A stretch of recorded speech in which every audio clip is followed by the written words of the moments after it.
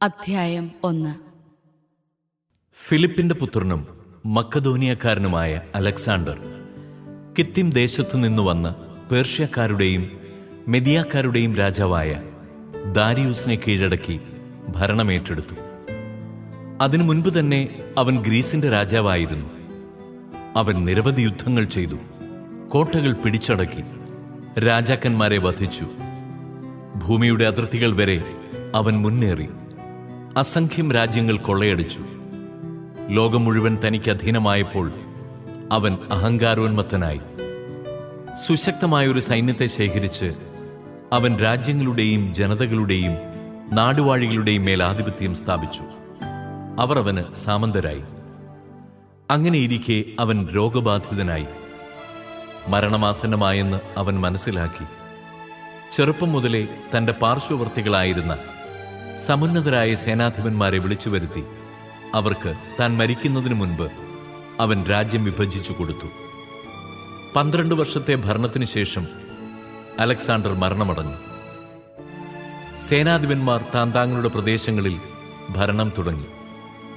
അലക്സാണ്ടറുടെ മരണത്തിനു ശേഷം അവർ സ്വയം കിരീടം ധരിച്ച് രാജാക്കന്മാരായി.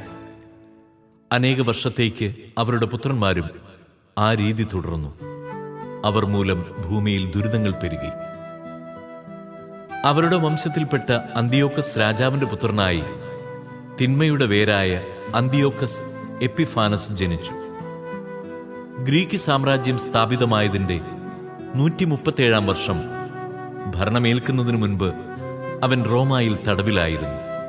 അക്കാലത്ത് നിയമനിഷേധകരായ ചിലർ മുൻപോട്ട് വന്ന് ഇസ്രായേലിൽ അനേകം പേരെ വഴിതെറ്റിക്കും വിധം പറഞ്ഞു. ചുറ്റുമുള്ള വിജാതീയരുമായി നമുക്ക് ഉടമ്പടി ചെയ്യാം. കാരണം അവരിൽ നിന്ന് പിരിഞ്ഞതിൽ പിന്നെ വളരെയേറെ അനർത്ഥങ്ങൾ നമുക്ക് ഭവിച്ചിരിക്കുന്നു. ഈ നിർദ്ദേശം അവർക്ക് ഇഷ്ടപ്പെട്ടു. കുറെ ആളുകൾ താൽപര്യപൂർവ്വം രാജാവിന്റെ അടുക്കലെത്തി. വിജാതീയരുടെ ആചാരങ്ങൾ അനുഷ്ഠിക്കാൻ അവൻ അവർക്ക് അനുവാദം നൽകി. അവർ ജെറുസലേമിൽ വിജാതീയ രീതിയിലുള്ള ഒരു കായികാഭ്യാസ കളരി സ്ഥാപിച്ചു. പരിച്ഛേദനത്തിന്റെ അടയാളങ്ങൾ അവർ മായിച്ചു കളഞ്ഞു. വിശുദ്ധ ഉടമ്പടി പരിത്യജിച്ചു. വിജാതീയരോട് ചേർന്ന് ദുഷ്കൃത്യങ്ങളിൽ മുഴുകുകയും ചെയ്തു. രാജ്യം തന്റെ കയ്യിൽ ഭദ്രമായി എന്ന് കണ്ട് ഈജിപ്തിന്റെ കൂടി രാജാവാകാൻ അന്തിയോക്കസ് തീരുമാനിച്ചു. ഇരു രാജ്യങ്ങളുടെയും അധിപനാകാനായിരുന്നു അവന്റെ മോഹം. രഥങ്ങളും ആനകളും കുതിരപ്പട്ടാളവും വലിയൊരു കപ്പൽപ്പടയും അടങ്ങിയ സുശക്തമായ സൈന്യത്തോടെ അവൻ ഈജിപ്തിനെ ആക്രമിച്ചു. ഈജിപ്ത് രാജാവായ ടോളമിയുമായി അവൻ ഏറ്റുമുട്ടി. ടോളമി പിന്തിരിഞ്ഞോടി. വളരെ പേർ മുറിവേറ്റു വീണു. ഈജിപ്തിലെ സുരക്ഷിത നഗരങ്ങൾ അവൻ പിടിച്ചടക്കി. ഈജിപ്ത് ദേശം കൊള്ളയടിച്ചു.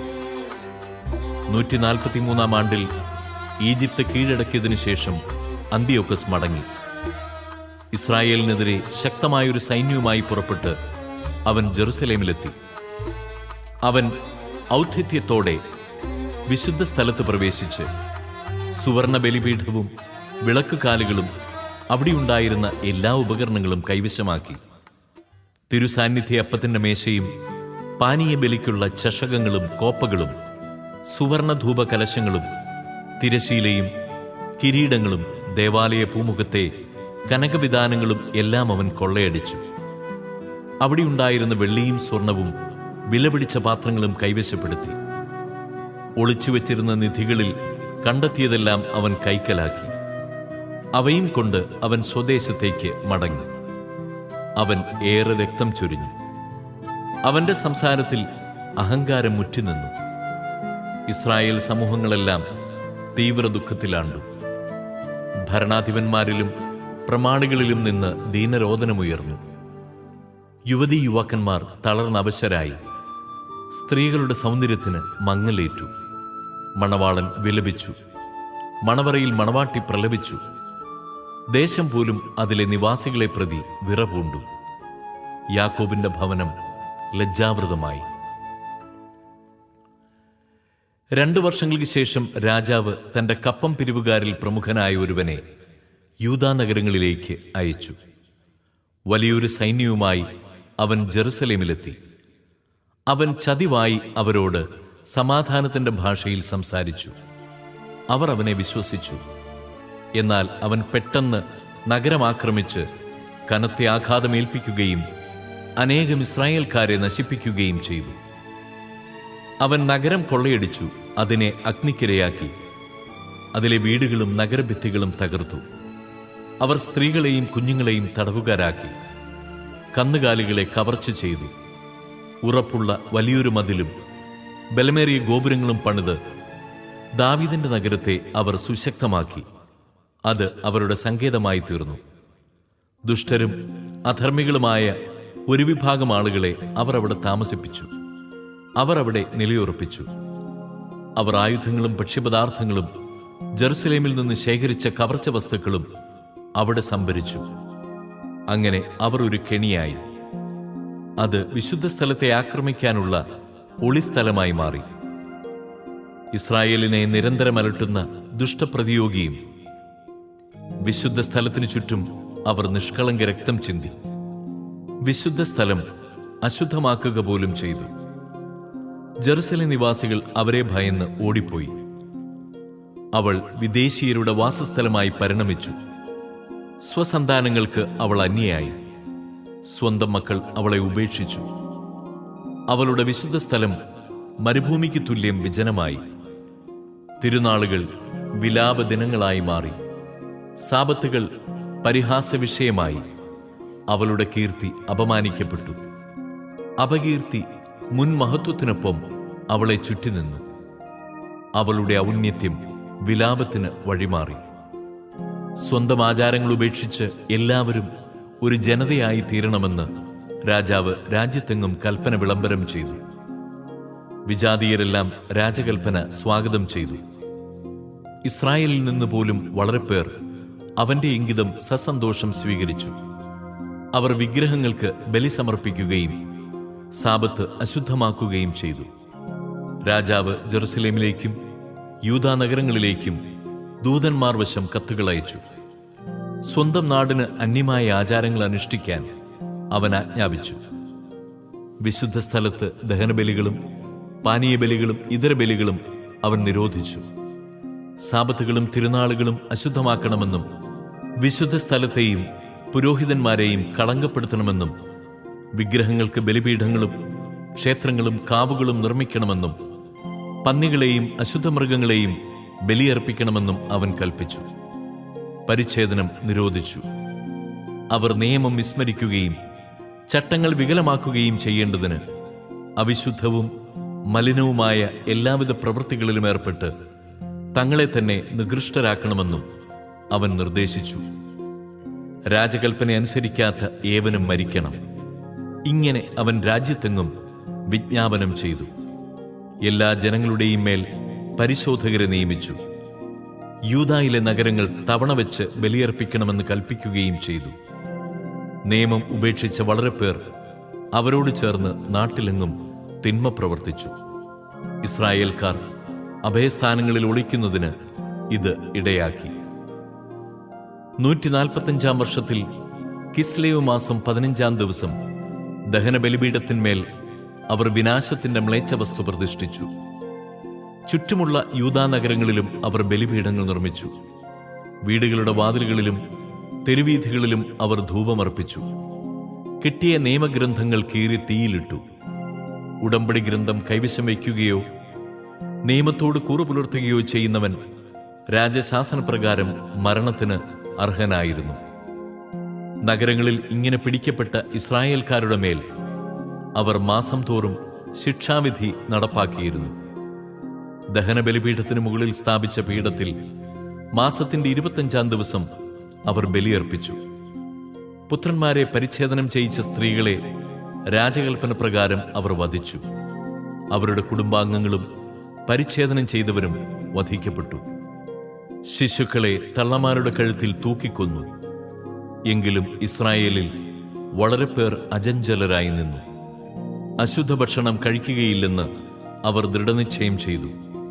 ഭക്ഷണത്താൽ മലിനരാകുകയോ വിശുദ്ധ ഉടമ്പടി അശുദ്ധമാക്കുകയോ ചെയ്യുന്നതിനേക്കാൾ മരിക്കാൻ അവർ സന്നദ്ധരായി. അവർ മരണം വരിക്കുകയും ചെയ്തു. ഇസ്രായേലിന്റെ മേൽ അത്യുഗ്രമായ ക്രോധം നിബദിച്ചു. അധ്യായം 2.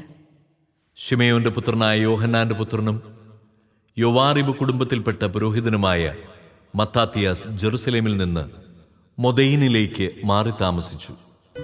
അവന് 5 പുത്രന്മാരുണ്ടായിരുന്നു: ഗദ്ദി എന്ന യോഹന്നാൻ, താസി എന്ന ശിമയോൻ, മക്കബേയൂസ് എന്ന യൂദാസ്, അവരാൻ എന്ന എലയാസർ, ആഫൂസ് എന്ന ജോനാഥാൻ. യൂദായിലും ജെറുസലേമിലും നടമാടുന്ന ദൈവദൂഷണങ്ങൾ കണ്ട് മത്താത്തിയാസ് വിലപിച്ചു. കഷ്ടം! ഞാൻ എന്തിനു ജനിച്ചു? എന്റെ ജനം നശിക്കുന്നതും വിശുദ്ധ നഗരം തകരുന്നതും കാണാനോ? ജനങ്ങൾ ശത്രുക്കൾക്ക് അടിയറ വയ്ക്കപ്പെടുന്നതും വിശുദ്ധ സ്ഥലം പരദേശികൾക്ക് ഏൽപ്പിക്കപ്പെടുന്നതും കണ്ട് വെറുതെ ഇരിക്കാനോ? അവളുടെ ദേവാലയം മഹത്വമറ്റവനെ പോലെ ആയിരിക്കുന്നു. അവളുടെ വിശിഷ്ട പാത്രങ്ങൾ കൊള്ളയടിക്കപ്പെട്ടു. അവളുടെ കുഞ്ഞുങ്ങൾ തെരുവുകളിൽ വെച്ച് വധിക്കപ്പെട്ടു. യുവാക്കൾ ശത്രുക്കളുടെ വാളിനിരയായി. അവളുടെ കൊട്ടാരങ്ങൾ കൈയടക്കുകയും അവളെ കൊള്ളയടിക്കുകയും ചെയ്യാത്ത ഏതു രാജ്യമുണ്ട്? അവളുടെ ആടയാഭരണങ്ങൾ അപഹരിക്കപ്പെട്ടിരിക്കുന്നു. ഇനിമേൽ അവൾ സ്വതന്ത്രയല്ല, അടിമയാണ്. നമ്മുടെ അഴകും മഹിമയുമായ വിശുദ്ധ സ്ഥലം നശിപ്പിക്കപ്പെട്ടിരിക്കുന്നു. വിജാതീയർ അതിനെ അശുദ്ധമാക്കിയിരിക്കുന്നു.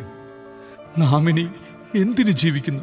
മത്താത്തിയാസും പുത്രന്മാരും വസ്ത്രം കീറി ചാക്കുടുത്ത് ഏറെ വിലപിച്ചു. ജനങ്ങളെ മതത്യാഗത്തിന് നിർബന്ധിച്ചിരുന്ന രാജസേവകർ അവരെ കൊണ്ട് ബലിയർപ്പണം ചെയ്യിക്കാൻ മൊദയിൻ നഗരത്തിലെത്തി. ഇസ്രായേലിൽ നിന്ന് വളരെ പേർ അവരുടെ അടുത്തു ചെന്നു. മത്താത്തിയാസും പുത്രന്മാരും അവിടെ ഒരുമിച്ചു കൂടി. രാജസേവകർ മത്താത്തിയാസിനോട് പറഞ്ഞു: നീ ഈ നഗരത്തിൽ ആദരിക്കപ്പെടുന്ന മഹാനായ നേതാവാണ്. പുത്രന്മാരുടെയും സഹോദരന്മാരുടെയും പിന്തുണയും നിനക്കുണ്ട്. സകല വിജാതീയരും യൂദായിലെ ജനങ്ങളും ജെറുസലേമിൽ അവശേഷിച്ചിട്ടുള്ളവരും ചെയ്തതുപോലെ ഇപ്പോൾ രാജശാസനമനുസരിച്ച് പ്രവർത്തിക്കുന്നതിൽ നീ ഒന്നാമനായിരിക്കണം. എങ്കിൽ നീയും പുത്രന്മാരും രാജാവിന്റെ സുഹൃത്തുക്കളായി പരിഗണിക്കപ്പെടും. സ്വർണവും വെള്ളിയും മറ്റനവധി പാരിതോഷികങ്ങളും കൊണ്ട് നീയും പുത്രന്മാരും ബഹുമാനിതരാവുകയും ചെയ്യും. എന്നാൽ മത്താത്തിയാസ് മറുപടിയായി ദൃഢസ്വരത്തിൽ പറഞ്ഞു: രാജാവിന്റെ ഭരണത്തിന് കീഴിലുള്ള എല്ലാ ജനതകളും അവനെ അനുസരിക്കുകയും ഓരോരുത്തരും താന്താങ്ങളുടെ പിതാക്കന്മാരുടെ മതവിശ്വാസത്തിൽ നിന്ന് വ്യതിചലിച്ച് അവന്റെ കൽപ്പനകൾ പാലിക്കാൻ തീരുമാനിക്കുകയും ചെയ്താലും ഞാനും എന്റെ പുത്രന്മാരും എന്റെ സഹോദരന്മാരും ഞങ്ങളുടെ പിതാക്കന്മാരുടെ ഉടമ്പടി അനുസരിച്ച് ജീവിക്കും. നിയമവും കൽപ്പനകളും ഞങ്ങൾ ഒരു നാളും തിരസ്കരിക്കുകയില്ല. രാജകൽപ്പന അനുസരിക്കാനായി ഞങ്ങളുടെ മതവിശ്വാസത്തിൽ നിന്ന് ഞങ്ങൾ അണുവിട വ്യതിചലിക്കുകയില്ല. മത്താത്തിയാസ് ഈ വാക്കുകൾ അവസാനിപ്പിച്ചപ്പോൾ എല്ലാവരും നോക്കി നിൽക്കെ മൊദയിനിലെ ബലിപീഠത്തിൽ രാജകൽപ്പന പ്രകാരം ബലിയർപ്പിക്കാൻ ഒരു യഹൂദൻ മുന്നോട്ട് വന്നു. അത് കണ്ട് മത്താത്തിയാസ് തീഷ്ണത കൊണ്ട് ജ്വലിച്ചു. അവന്റെ ഹൃദയം പ്രക്ഷുബ്ധമായി. ധാർമ്മികരോഷം പൂണ്ട് അവൻ പാഞ്ഞു ചെന്ന് ആ യഹൂദനെ ബലിപീഠത്തിൽ വെച്ച് തന്നെ വധിച്ചു. ബലിയർപ്പിക്കാൻ നിർബന്ധിച്ചുകൊണ്ടിരുന്ന രാജസേവകനെയും അവൻ വധിച്ചു. ബലിപീഠം ഇടിച്ചു നിരത്തി. സാലുവിന്റെ പുത്രനായ സിമ്രിക്കെതിരെ ഫിനെഹാസ് എന്ന പോലെ നിയമത്തെ പ്രതിയുള്ള തീഷ്ണതയാൽ അവൻ ജ്വലിച്ചു. മത്താത്തിയ സ്വരമുയർത്തി നഗരത്തിൽ വിളിച്ചു പറഞ്ഞു: നിയമത്തെ പ്രതി തീഷ്ണതയുള്ളവരും ഉടമ്പടി ആദരിക്കുന്നവരും എന്നോടൊത്തു വരുവിൻ. അതിനുശേഷം അവനും പുത്രന്മാരും തങ്ങൾക്ക് നഗരത്തിലുണ്ടായിരുന്നതെല്ലാം ഉപേക്ഷിച്ച് മലകളിലേക്ക് ഓടിപ്പോയി. നീതിക്കും ന്യായത്തിനും വേണ്ടി നിലകൊണ്ടിരുന്ന വളരെ പേർ വനാന്തരങ്ങളിലേക്ക് താമസം മാറ്റി. അവരോടൊപ്പം പുത്രന്മാരും ഭാര്യമാരും ആടുമാടുകളും ഉണ്ടായിരുന്നു. ദുരിതങ്ങളുടെ ആധിക്യമാണ് അവരെ ഇതിന് പ്രേരിപ്പിച്ചത്. രാജകൽപ്പന നിരസിച്ചവർ വനാന്തരങ്ങളിലെ ഒളിസ്ഥലങ്ങളിലേക്ക് പോയി എന്ന് രാജസേവകന്മാർക്കും ദാവീദിന്റെ നഗരമായ ജെറുസലേമിലെ ഭടന്മാർക്കും വിവരം കിട്ടി. വളരെ പേർ അവരെ അനുധാവനം ചെയ്തു. അവരെ മറികടന്ന് അവർക്കെതിരായി പാളയമടിച്ചു. സാബത്ത് ദിവസം അവരെ ആക്രമിക്കാൻ സന്നാഹങ്ങൾ ഒരുക്കി. അവർ വിളിച്ചു പറഞ്ഞു: എതിർപ്പ് അവസാനിപ്പിക്കുവിൻ. പുറത്തുവന്ന് രാജാവ് കൽപ്പിക്കുന്നത് അനുസരിക്കുവിൻ. എന്നാൽ നിങ്ങളുടെ ജീവൻ സുരക്ഷിതമായിരിക്കും. അവർ പ്രതിവചിച്ചു: ഞങ്ങൾ വരികയില്ല.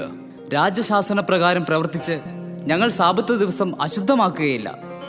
ഉടനെ ശത്രുക്കൾ അവരെ ആക്രമിക്കാൻ പാഞ്ഞെടുത്തു. എന്നാൽ അവർ ശത്രുക്കൾക്ക് ഉത്തരം നൽകുകയോ അവർക്ക് നേരെ കല്ലെറിയുകയോ തങ്ങളുടെ ഒളിസങ്കേതങ്ങളിൽ പ്രതിരോധം ഏർപ്പെടുത്തുകയോ ചെയ്തില്ല. നിഷ്കളങ്കരായി തന്നെ ഞങ്ങൾ മരിക്കട്ടെ.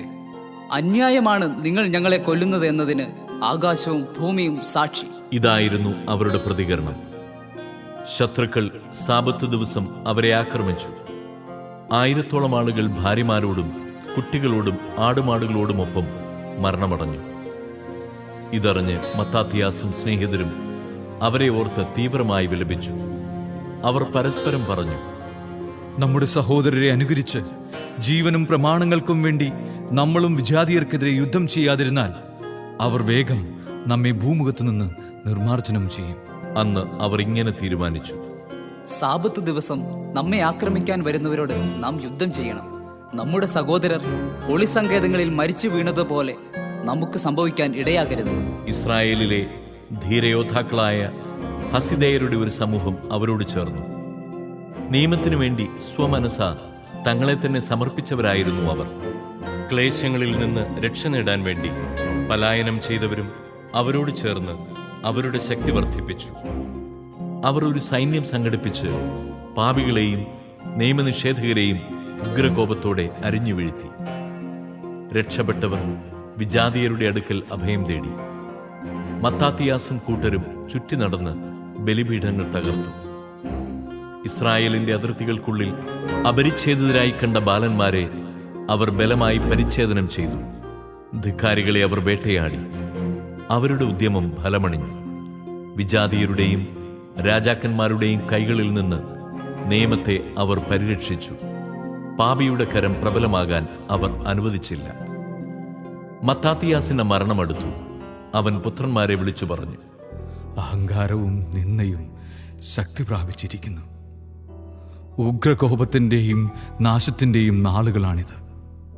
അതിനാൽ എൻ്റെ മക്കളെ, നിയമത്തെ പ്രതി തീഷ്ണതയുള്ളവരായിരിക്കുവിൻ. നമ്മുടെ പിതാക്കന്മാരുടെ ഉടമ്പടിക്കായി ജീവൻ തന്നെ അർപ്പിക്കുവിൻ. തലമുറകളായി പിതാക്കന്മാർ ചെയ്ത പ്രവൃത്തികൾ ഓർക്കുവിൻ. ഉന്നത മഹത്വവും അനശ്വര കീർത്തിയും ആർജിക്കുവിൻ. പരീക്ഷിക്കപ്പെട്ടപ്പോൾ അബ്രാഹാം വിശ്വസ്തനായി കാണപ്പെട്ടില്ലേ? അത് അവന് നീതിയായി പരിഗണിക്കപ്പെട്ടുവല്ലോ. കഷ്ടതയുടെ കാലത്ത് ജോസഫ് കൽപ്പനകൾ പാലിക്കുകയും ഈജിപ്തിൻ്റെ അധികാരിയായി ഉയരുകയും ചെയ്തു. നമ്മുടെ പിതാവ് ഫിനഹാസ് തീഷ്ണത നിറഞ്ഞവനാകയാൽ ശാശ്വതമായ പൗരോഹിത്യത്തിൻ്റെ ഉടമ്പടിക്ക് അർഹനായി. കൽപ്പന നിറവേറ്റിയതിനാൽ ജോഷുവ ഇസ്രായേലിലെ ന്യായാധിപനായി. സഭയിൽ സാക്ഷ്യം നൽകിയ കാലെബിന് ദേശത്ത് അവകാശം ലഭിച്ചു.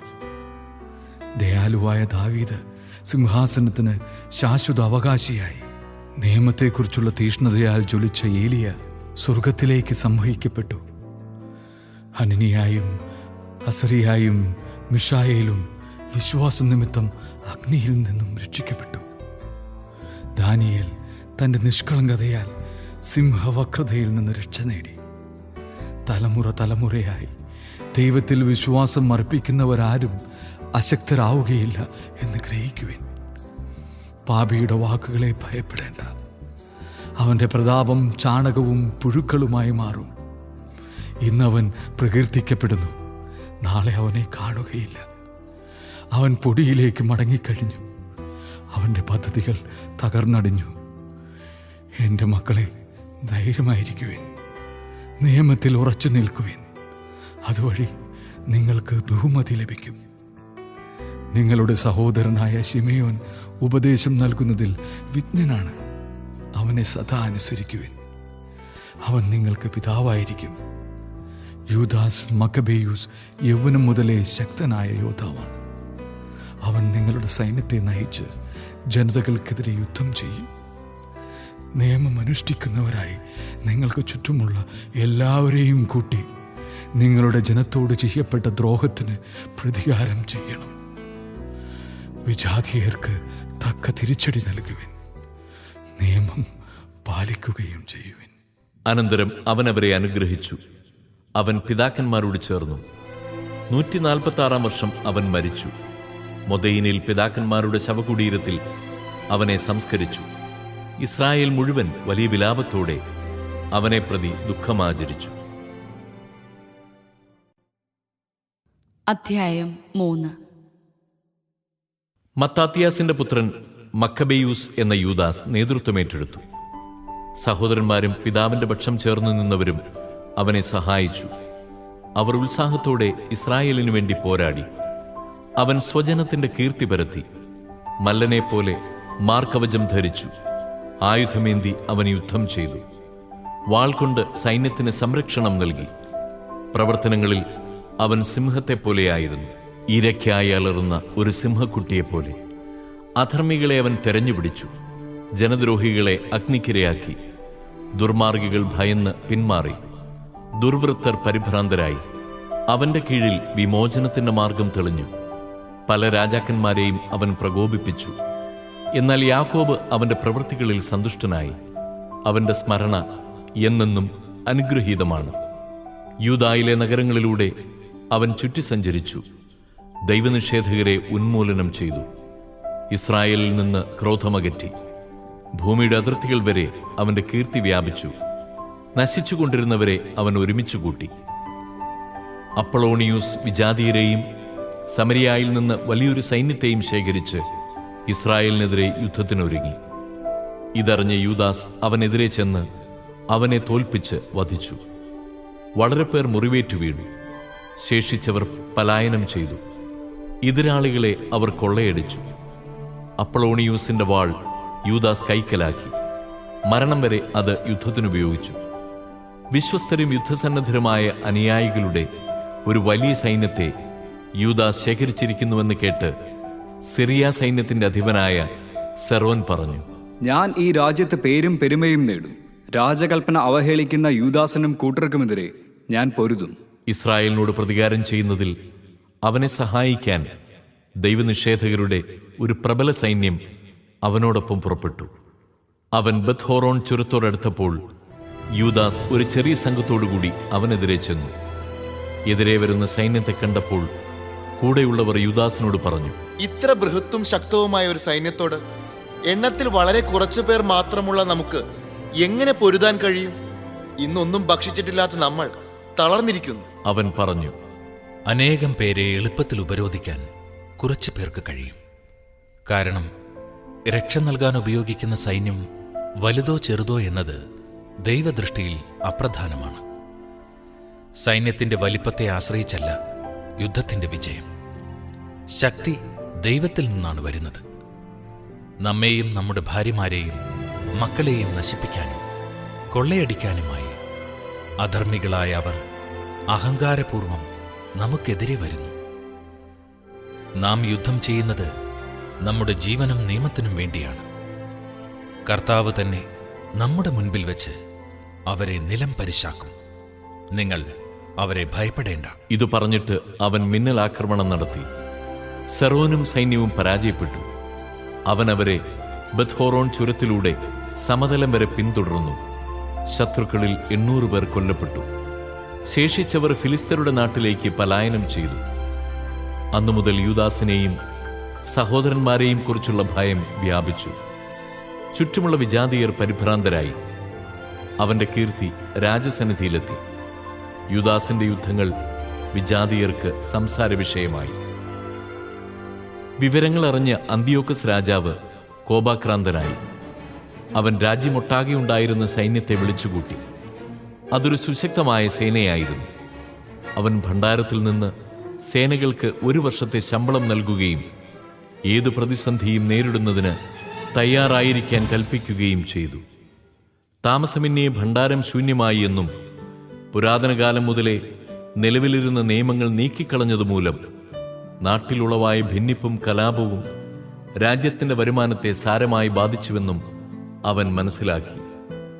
ഇനി മുതൽ സ്വന്തം ചെലവുകൾക്കും മുൻ രാജാക്കന്മാരെക്കാൾ ഉദാരമായി താൻ നൽകാറുള്ള ദാനങ്ങൾക്കും സമ്മാനങ്ങൾക്കും വേണ്ടത്ര ധനശേഖരമുണ്ടായിരിക്കില്ലെന്ന് അവൻ ഭയപ്പെട്ടു. അസ്വസ്ഥനായ അവൻ പേർഷ്യയിൽ പോയി നികുതി പിരിച്ച് വലിയൊരു സംഖ്യ ശേഖരിക്കാൻ തീരുമാനിച്ചു. പ്രഗത്ഭനും രാജവംശജനുമായ ലിസിയാസിനെ യൂഫ്രട്ടീസ് നദി മുതൽ ഈജിപ്തിന്റെ അതിർത്തി വരെയുള്ള പ്രദേശത്തെ ഭരണകാര്യങ്ങൾ ഏൽപ്പിച്ചു. മടങ്ങി വരുന്നതുവരെ അവന്റെ മകൻ അന്തിയോക്കസിനെ സംരക്ഷിക്കാനും ലിസിയാസിനെ ചുമതലപ്പെടുത്തിയിരുന്നു. ഭടന്മാരിലും ആനകളിലും പകുതി അവനെ ഏൽപ്പിച്ചു. ചെയ്യേണ്ട കാര്യങ്ങളെക്കുറിച്ച് നിർദ്ദേശങ്ങളും നൽകി. യൂദായിലെയും ജെറുസലേമിലെയും നിവാസികളെ സംബന്ധിച്ചുള്ള നിർദ്ദേശമിതായിരുന്നു: സൈന്യത്തെ അയച്ച് ഇസ്രായേലിനെയും ജെറൂസലേമിൽ അവശേഷിച്ചവരെയും നിശേഷം നശിപ്പിച്ച് നാട്ടിൽ അവരുടെ സ്മരണ പോലും ഇല്ലാതാക്കുക. അവരുടെ പ്രദേശങ്ങളിലെല്ലാം വിദേശീയരെ വസിപ്പിച്ച് നാട് വിഭജിച്ചു കൊടുക്കുക. പകുതി സൈന്യവുമായി 147 വർഷം രാജാവ് തലസ്ഥാനമായ അന്ത്യോക്യായിൽ നിന്ന് യാത്ര പുറപ്പെട്ടു. യൂഫ്രട്ടീസ് നദി കടന്ന് ഉത്തരപ്രദേശങ്ങളിലൂടെ അവൻ മുന്നേറി. രാജാവിന്റെ സ്നേഹിതന്മാരിൽ ശക്തന്മാരായ ദോറിമേനസിന്റെ പുത്രൻ ടോളമി, നിക്കാനോർ, ഗോർജിയാസ് എന്നിവരെ ലിസിയാസ് തിരഞ്ഞെടുത്തു. അവരെ രാജകൽപ്പന പ്രകാരം യൂദാദേശം നശിപ്പിക്കാൻ 40,000 പേരുടെ കാലാൾപ്പടയോടും 7,000 പേരുടെ കുതിരപ്പടയോടും കൂടി അങ്ങോട്ടയച്ചു. അവർ സൈന്യം മുഴുവനോടും കൂടി പുറപ്പെട്ടു. എമ്മാവൂസിന് സമീപമുള്ള സമതലത്തിൽ അവർ പാളയമടിച്ചു. ആ പ്രദേശത്തെ വ്യാപാരികൾ അവരെക്കുറിച്ച് പറയപ്പെട്ടിരുന്നത് കേട്ട് ഇസ്രായേല്യരെ അടിമകളായി വാങ്ങാൻ ധാരാളം വെള്ളിയും സ്വർണവും ഒപ്പം ചങ്ങലകളുമായി പാളയത്തിലേക്ക് ചെന്നു. സിറിയയിലും ഫിലിസ്തീനയുടെ നാട്ടിലും നിന്നുള്ള സൈന്യങ്ങളും അവരോടുകൂടെ ചേർന്നു. ആപത്ത് വർദ്ധിച്ചിരിക്കുന്നതായും ശത്രു സൈന്യം രാജ്യത്ത് പാളയമടിച്ചിരിക്കുന്നതായും യൂദാസും സഹോദരന്മാരും അറിഞ്ഞു. ജനങ്ങളെ നിശേഷം നശിപ്പിക്കാൻ രാജാവ് നൽകിയ കൽപ്പനയെക്കുറിച്ചും അവർ കേട്ടു. അവർ പരസ്പരം പറഞ്ഞു: നമ്മുടെ ജനത്തെ നാശത്തിൽ നിന്ന് നമുക്ക് പുനരുദ്ധരിക്കാം. ജനത്തിനും വിശുദ്ധ സ്ഥലത്തിനും വേണ്ടി പൊരുതാം. യുദ്ധത്തിന് തയ്യാറാകാനും കാരുണ്യവും അനുകമ്പയും യാചിക്കാനുമായി ജനം സമ്മേളിച്ചു. ജെറുസലേം മരുഭൂമി പോലെ വിജനമായി കിടക്കുന്നു. അവളുടെ മക്കളിൽ ആരും അകത്തു കടക്കുകയോ പുറത്തു പോകുകയോ ചെയ്യുന്നില്ല. വിശുദ്ധ സ്ഥലം ചവിട്ടി മെതിക്കപ്പെട്ടിരിക്കുന്നു. വിദേശീയർ കോട്ട കൈയടക്കിയിരിക്കുന്നു. വിജാതീയർക്ക് അത് താവളമായി തീർന്നിരിക്കുന്നു. യാക്കോബിൽ നിന്ന് സന്തോഷം പോയി മറഞ്ഞു. കുഴലും വീണയും നിശബ്ദമായിരിക്കുന്നു. അവർ ഒരുമിച്ച് ജെറുസലേമിനെതിരെയുള്ള മിസ്പായിലേക്ക് പോയി. അവിടെ പൂർവ്വകാലത്ത് ഇസ്രായേലിന് ഒരു പ്രാർത്ഥനാ കേന്ദ്രമുണ്ടായിരുന്നു. അന്ന് അവർ വസ്ത്രങ്ങൾ കീറി ചാക്കുടുത്ത് തലയിൽ ചാരം പൂശി ഉപവസിച്ചു. കാര്യങ്ങളറിയാൻ വിജാതീയർ ദേവവിഗ്രഹങ്ങളോട് ആരാഞ്ഞിരുന്നതുപോലെ അവർ നിയമഗ്രന്ഥം പരിശോധിച്ചു. അവർ പുരോഹിത വസ്ത്രങ്ങളും ആദ്യഫലങ്ങളും ദശാംശങ്ങളും കൊണ്ടുവരികയും വ്രതം പൂർത്തിയാക്കിയ നാസിരിയരെ വിളിച്ചുകൂട്ടുകയും ചെയ്തു. അനന്തരം അവർ സ്വർഗത്തിലേക്ക് നോക്കി ഉച്ചത്തിൽ വിളിച്ചു പറഞ്ഞു: ഇവരെ ഞങ്ങൾ എന്ത് ചെയ്യും? ഇവരെ എങ്ങോട്ട് കൊണ്ടുപോകും? അവിടുത്തെ വിശുദ്ധ സ്ഥലം ചവിട്ടി അശുദ്ധമാക്കിയിരിക്കുന്നു. അപമാനിതരായ പുരോഹിതന്മാർ വിലപിക്കുന്നു. ഞങ്ങളെ നശിപ്പിക്കാൻ വിജാതീയർ ഒത്തുചേരുന്നു. അവരുടെ ഗൂഢാലോചനകൾ അങ്ങ് അറിയുന്നുവല്ലോ. അങ്ങയുടെ സഹായമില്ലെങ്കിൽ അവരെ ചെറുത്തു നിൽക്കാൻ ഞങ്ങൾക്ക് എങ്ങനെ കഴിയും? അനന്തരം അവർ കാഹളമൂതി വലിയൊരു നിലവിളി ഉയർന്നു. തുടർന്ന് യൂദാസ് ജനങ്ങൾക്ക് നേതാക്കന്മാരെ നിയോഗിച്ചു. 1000, 100, 50, 10 ഇങ്ങനെ വേർതിരിച്ച വിവിധ വ്യൂഹങ്ങളുടെ ആധിപത്യം അവരെ ഏൽപ്പിച്ചു. വീട് പണിയുന്നവരോ വിവാഹ വാഗ്ദാനം ചെയ്തവരോ മുന്തിരിത്തോട്ടം നട്ടുപിടിപ്പിക്കുന്നവരോ ഭീരുക്കളോ ആയ എല്ലാവരും നിയമമനുസരിച്ച് വീടുകളിലേക്ക് മടങ്ങാൻ അവൻ ആജ്ഞാപിച്ചു. അതിനുശേഷം സൈന്യം പുറപ്പെട്ട് എമ്മാവൂസിന്റെ തെക്കുഭാഗത്തെത്തി പാളയമടിച്ചു. യൂദാസ് പറഞ്ഞു: അരമുറുക്കി ധീരരായി നിൽക്കുവിൻ. നമ്മെയും നമ്മുടെ വിശുദ്ധ സ്ഥലത്തെയും നശിപ്പിക്കാൻ ഒത്തുകൂടിയിരിക്കുന്ന ഈ വിജാതീയരോട് യുദ്ധം ചെയ്യാൻ അതിരാവിലെ ഒരുങ്ങി നിൽക്കുവിൻ. നമ്മുടെ ജനത്തിന്റെയും വിശുദ്ധ സ്ഥലത്തിന്റെയും ദുസ്തുതി കാണുന്നതിനേക്കാൾ യുദ്ധത്തിൽ മരിക്കുകയാണ് നല്ലത്. ദൈവഹിതം നിറവേറട്ടെ.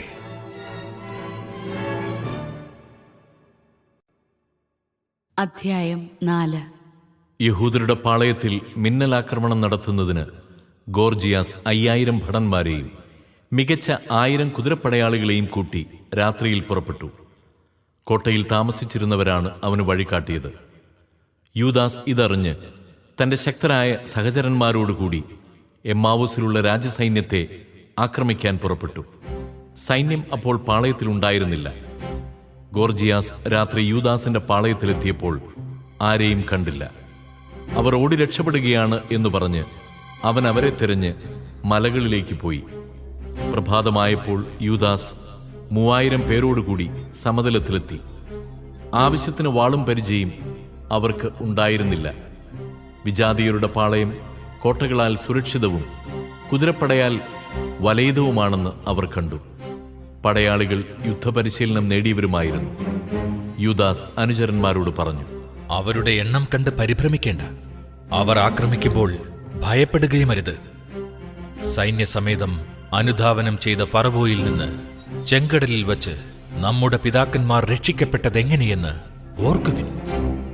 അവിടുന്ന് നമ്മിൽ പ്രസാദിച്ച് നമ്മുടെ പിതാക്കന്മാരോട് ചെയ്ത ഉടമ്പടി ഓർമ്മിക്കുകയും നമ്മെ ആക്രമിക്കുന്ന ഈ സൈന്യത്തെ ഇന്ന് നശിപ്പിക്കുകയും ചെയ്യേണ്ടതിന് നമുക്ക് ദൈവത്തെ വിളിച്ചപേക്ഷിക്കാം. ഇസ്രായേലിനെ രക്ഷിക്കുന്ന ഒരു വിമോചകനുണ്ടെന്ന് വിജാതിയർ അപ്പോൾ അറിയും.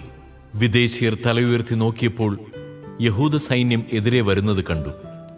അവർ യുദ്ധസന്നദ്ധരായി പാളയത്തിൽ നിന്ന് പുറത്തു വന്നു.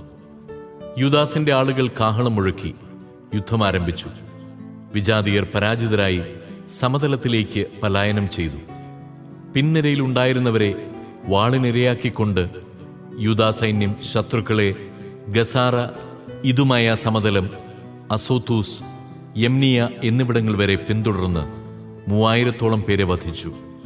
അനന്തരം യൂദാസും പടയാളികളും മടങ്ങിപ്പോന്നു. യൂദാസ് ജനത്തോട് പറഞ്ഞു, നിങ്ങൾ കൊള്ളവസ്തുക്കളെ മോഹിക്കരുത്. നമുക്കിനിയും യുദ്ധം ചെയ്യാനുണ്ട്.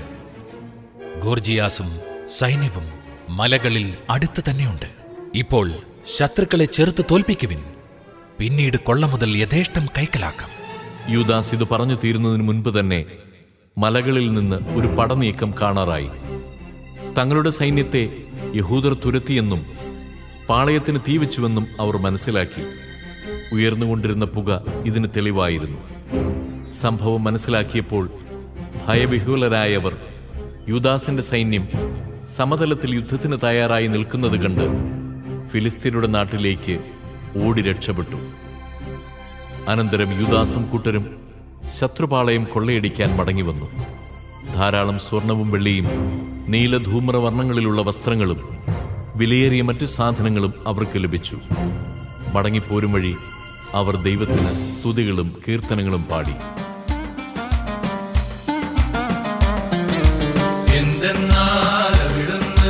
നല്ലവനാണ്, അവിടുത്തെ കാരുണ്യം ശാശ്വതമാണ്.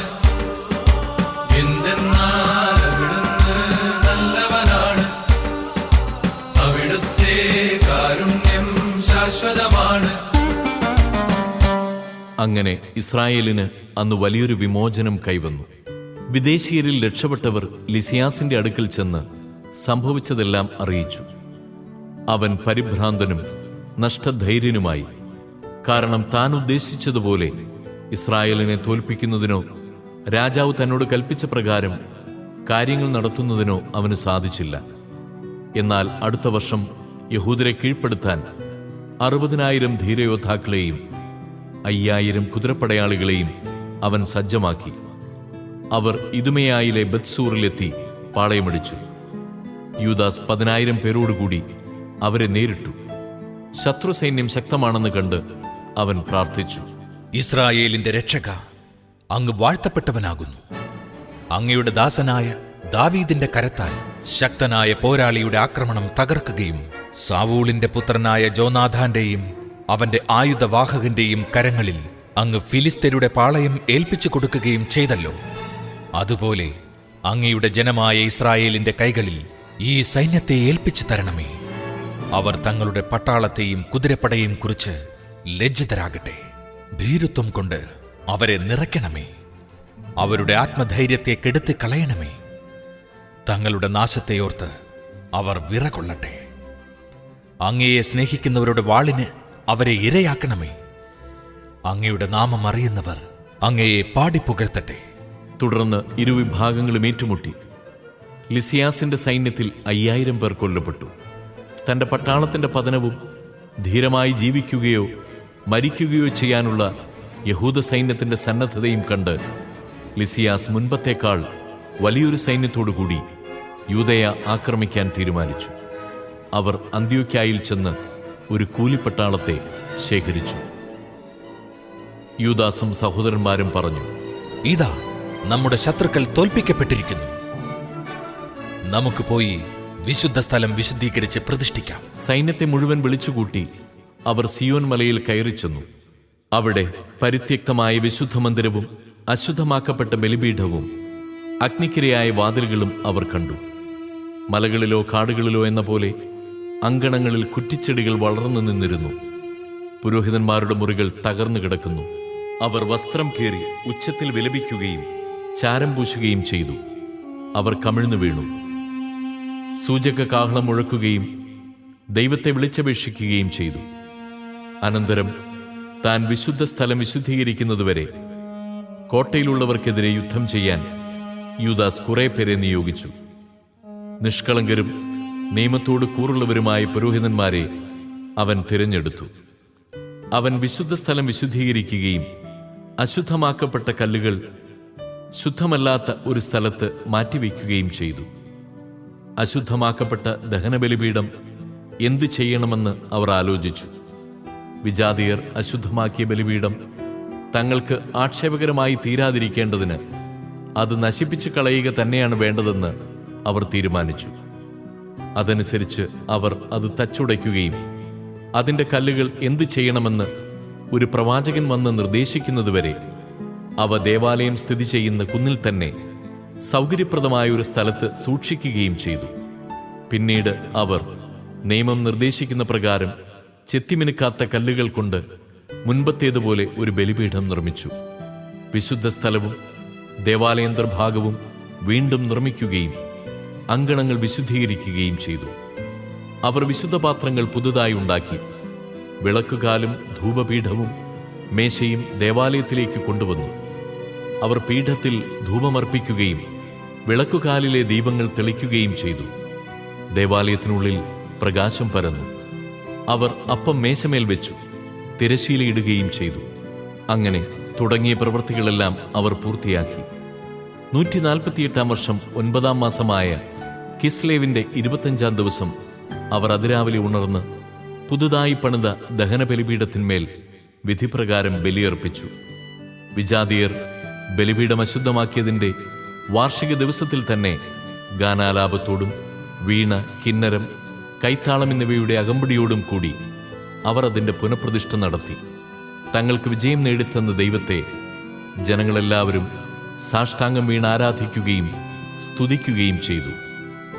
8 ദിവസത്തേക്ക് അവർ ബലിപീഠത്തിന്റെ പ്രതിഷ്ഠ ആഘോഷിച്ചു. ആഹ്ലാദപൂർവം ദഹനബലികൾ അർപ്പിച്ചു. മോചനത്തിന്റെയും സ്തുതിയുടേതുമായ ഒരു ബലിയും അവർ അർപ്പിച്ചു.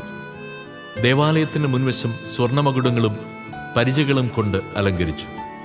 വാതിലുകൾ പുനരുദ്ധരിക്കുകയും പുരോഹിതന്മാരുടെ മുറികൾ നന്നാക്കി അവയ്ക്ക് കതകുകൾ പിടിപ്പിക്കുകയും ചെയ്തു. ജനങ്ങളിൽ ആഹ്ലാദം തിരതല്ലി. വിജാതിയരുടെ പരിഹാസത്തിന് അറുതി വന്നു. ആണ്ടുതോറും കിസ്ലേവ് മാസത്തിന്റെ 25 ദിവസം മുതൽ 8 ദിവസത്തേക്ക് ആനന്ദത്തോടും ആഹ്ലാദത്തോടും കൂടെ ബലിപീഠ പ്രതിഷ്ഠയുടെ ഓർമ്മ ആചരിക്കണമെന്ന് യൂദാസും സഹോദരന്മാരും ഇസ്രായേൽ സമൂഹവും കൂടി തീരുമാനിച്ചു. വിജാതിയർ വീണ്ടും വന്ന് തകർത്ത് കളയാതിരിക്കത്തക്ക വിധം സിയോൻ മലയുടെ ചുറ്റും ഉയർന്ന മതിലുകളും ബലമേറിയ ഗോപുരങ്ങളും പണിത് അവർ അതിനെ സുരക്ഷിതമാക്കി. അവൻ ഒരു കാവൽ സൈന്യത്തെ നിയോഗിച്ചു. ഇദുമേയായുടെ ആക്രമണത്തിൽ നിന്ന് രക്ഷ നേടാൻ ജനങ്ങൾക്ക് ഒരു ശക്തിദുർഗമായി ബേത്സൂറിനെ കോട്ടകളാൽ ബലപ്പെടുത്തുകയും ചെയ്തു. അധ്യായം 5. ബലിപീഠം പണിതെന്നും വിശുദ്ധ സ്ഥലം പുനഃപ്രതിഷ്ഠിച്ചെന്നും അറിഞ്ഞപ്പോൾ ചുറ്റുമുള്ള വിജാതിയർ അത്യധികം കുപിതരായി. തങ്ങളുടെ ഇടയിൽ വസിച്ചിരുന്ന യാക്കോബ് വംശജരെ നശിപ്പിക്കാൻ അവർ ഉറച്ചു. ജനത്തെ വധിക്കാനും നശിപ്പിക്കാനും തുടങ്ങി. ഇദുമേയായിലുള്ള ഏസാവിന്റെ മക്കളെ യൂദാസ് അക്രബത്തേനയിൽ വെച്ച് ആക്രമിച്ചു. കാരണം അവൻ ഇസ്രായേലിനെ ആക്രമിക്കാൻ തക്കം നോക്കി കഴിയുകയായിരുന്നു. അവൻ അവർക്ക് കനത്തെ ആഘാതമേൽപ്പിച്ചു. അവരെ അപമാനിതരാക്കുകയും കൊള്ളയടിക്കുകയും ചെയ്തു. തന്റെ ജനത്തിന് കെണിയൊരുക്കുകയും പെരുവഴികളിൽ അവർക്കെതിരെ ഒളിപ്പോര് നടത്തുകയും ചെയ്തിരുന്ന ബയാൻ സന്തതികളുടെ ദുഷ്ടതയും യൂദാസ് ഓർമ്മിച്ചു. അവൻ അവരെ അവരുടെ ഗോപുരങ്ങളിൽ അടച്ചു. അവരെ നിശേഷം നശിപ്പിക്കണമെന്ന് ഉറച്ചുകൊണ്ട് അവൻ അവർക്കെതിരെ പാളയമടിച്ചു. ഗോപുരങ്ങളെയും അവയിലുണ്ടായിരുന്നവരെയും അഗ്നിക്കിരയാക്കി. പിന്നീട് അവൻ അമ്മോന്യർക്കെതിരെ തിരിഞ്ഞു. തിമോത്തിയോസിന്റെ നേതൃത്വത്തിൽ പ്രബലമായ ഒരു സൈന്യത്തെയും വളരെയധികം ആളുകളെയും അവിടെ അവന് നേരിടേണ്ടി വന്നു. ഒട്ടേറെ യുദ്ധങ്ങൾ ചെയ്ത് അവൻ അവരെ നിശേഷം പരാജയപ്പെടുത്തി. യാസേറും ചുറ്റുമുള്ള ഗ്രാമങ്ങളും പിടിച്ചടക്കിയതിനു ശേഷം അവൻ യൂദായിലേക്ക് മടങ്ങി. ഗിലെയാദിലെ വിജാതിയർ തങ്ങളുടെ നാട്ടിൽ വസിച്ചിരുന്ന ഇസ്രായേലർക്കെതിരെ സംഘടിച്ച് അവരെ നശിപ്പിക്കാൻ മാർഗമാരാഞ്ഞു. എന്നാൽ അവർ ദത്തേമ കോട്ടയിൽ അഭയം തേടി.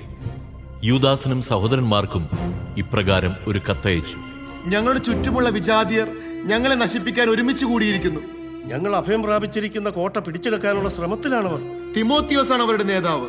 വന്ന് ഞങ്ങളെ രക്ഷിക്കുക. ഞങ്ങളിൽ വളരെ പേർ ഇതിനകം മരിച്ചു കഴിഞ്ഞു. തോബ് ദേശത്തുണ്ടായിരുന്ന ഞങ്ങളുടെ സഹോദരർ എല്ലാവരും വധിക്കപ്പെട്ടു.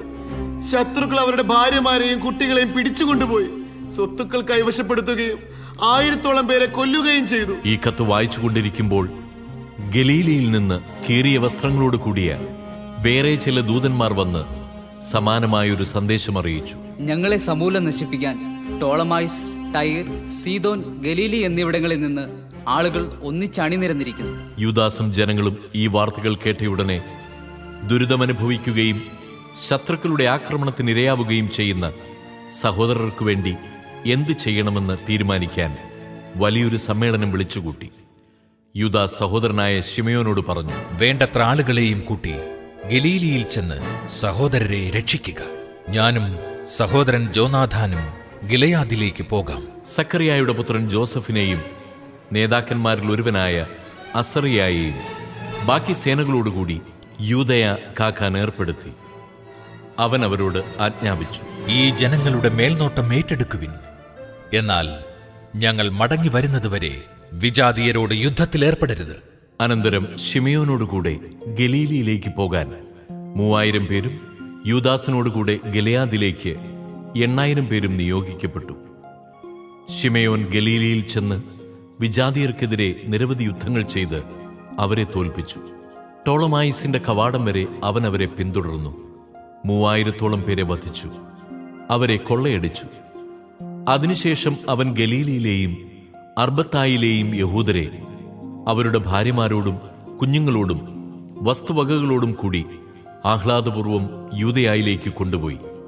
യൂദാസ് മക്കബയൂസും സഹോദരൻ ജോനാഥാനും ജോർദാൻ കടന്ന് മരുഭൂമിയിലൂടെ 3 ദിവസത്തെ യാത്ര പിന്നിട്ടു. അവിടെ നബത്തേയർ അവരെ സ്വാഗതം ചെയ്യുകയും ഗിലെയാദിലുള്ള സഹോദരർക്ക് സംഭവിച്ചവയെല്ലാം അറിയിക്കുകയും ചെയ്തു. അവരിൽ അനേകം പേരെ ബൊസ്ര, ബോസോർ, അലേമ, കാസ്ഫോ, മാക്കേത്, കാർണയും എന്നീ നഗരങ്ങളിൽ ബന്ധനസ്ഥരാക്കിയിരിക്കുകയാണ്. ഇവ സുശക്തങ്ങളായ പട്ടണങ്ങളാണ്.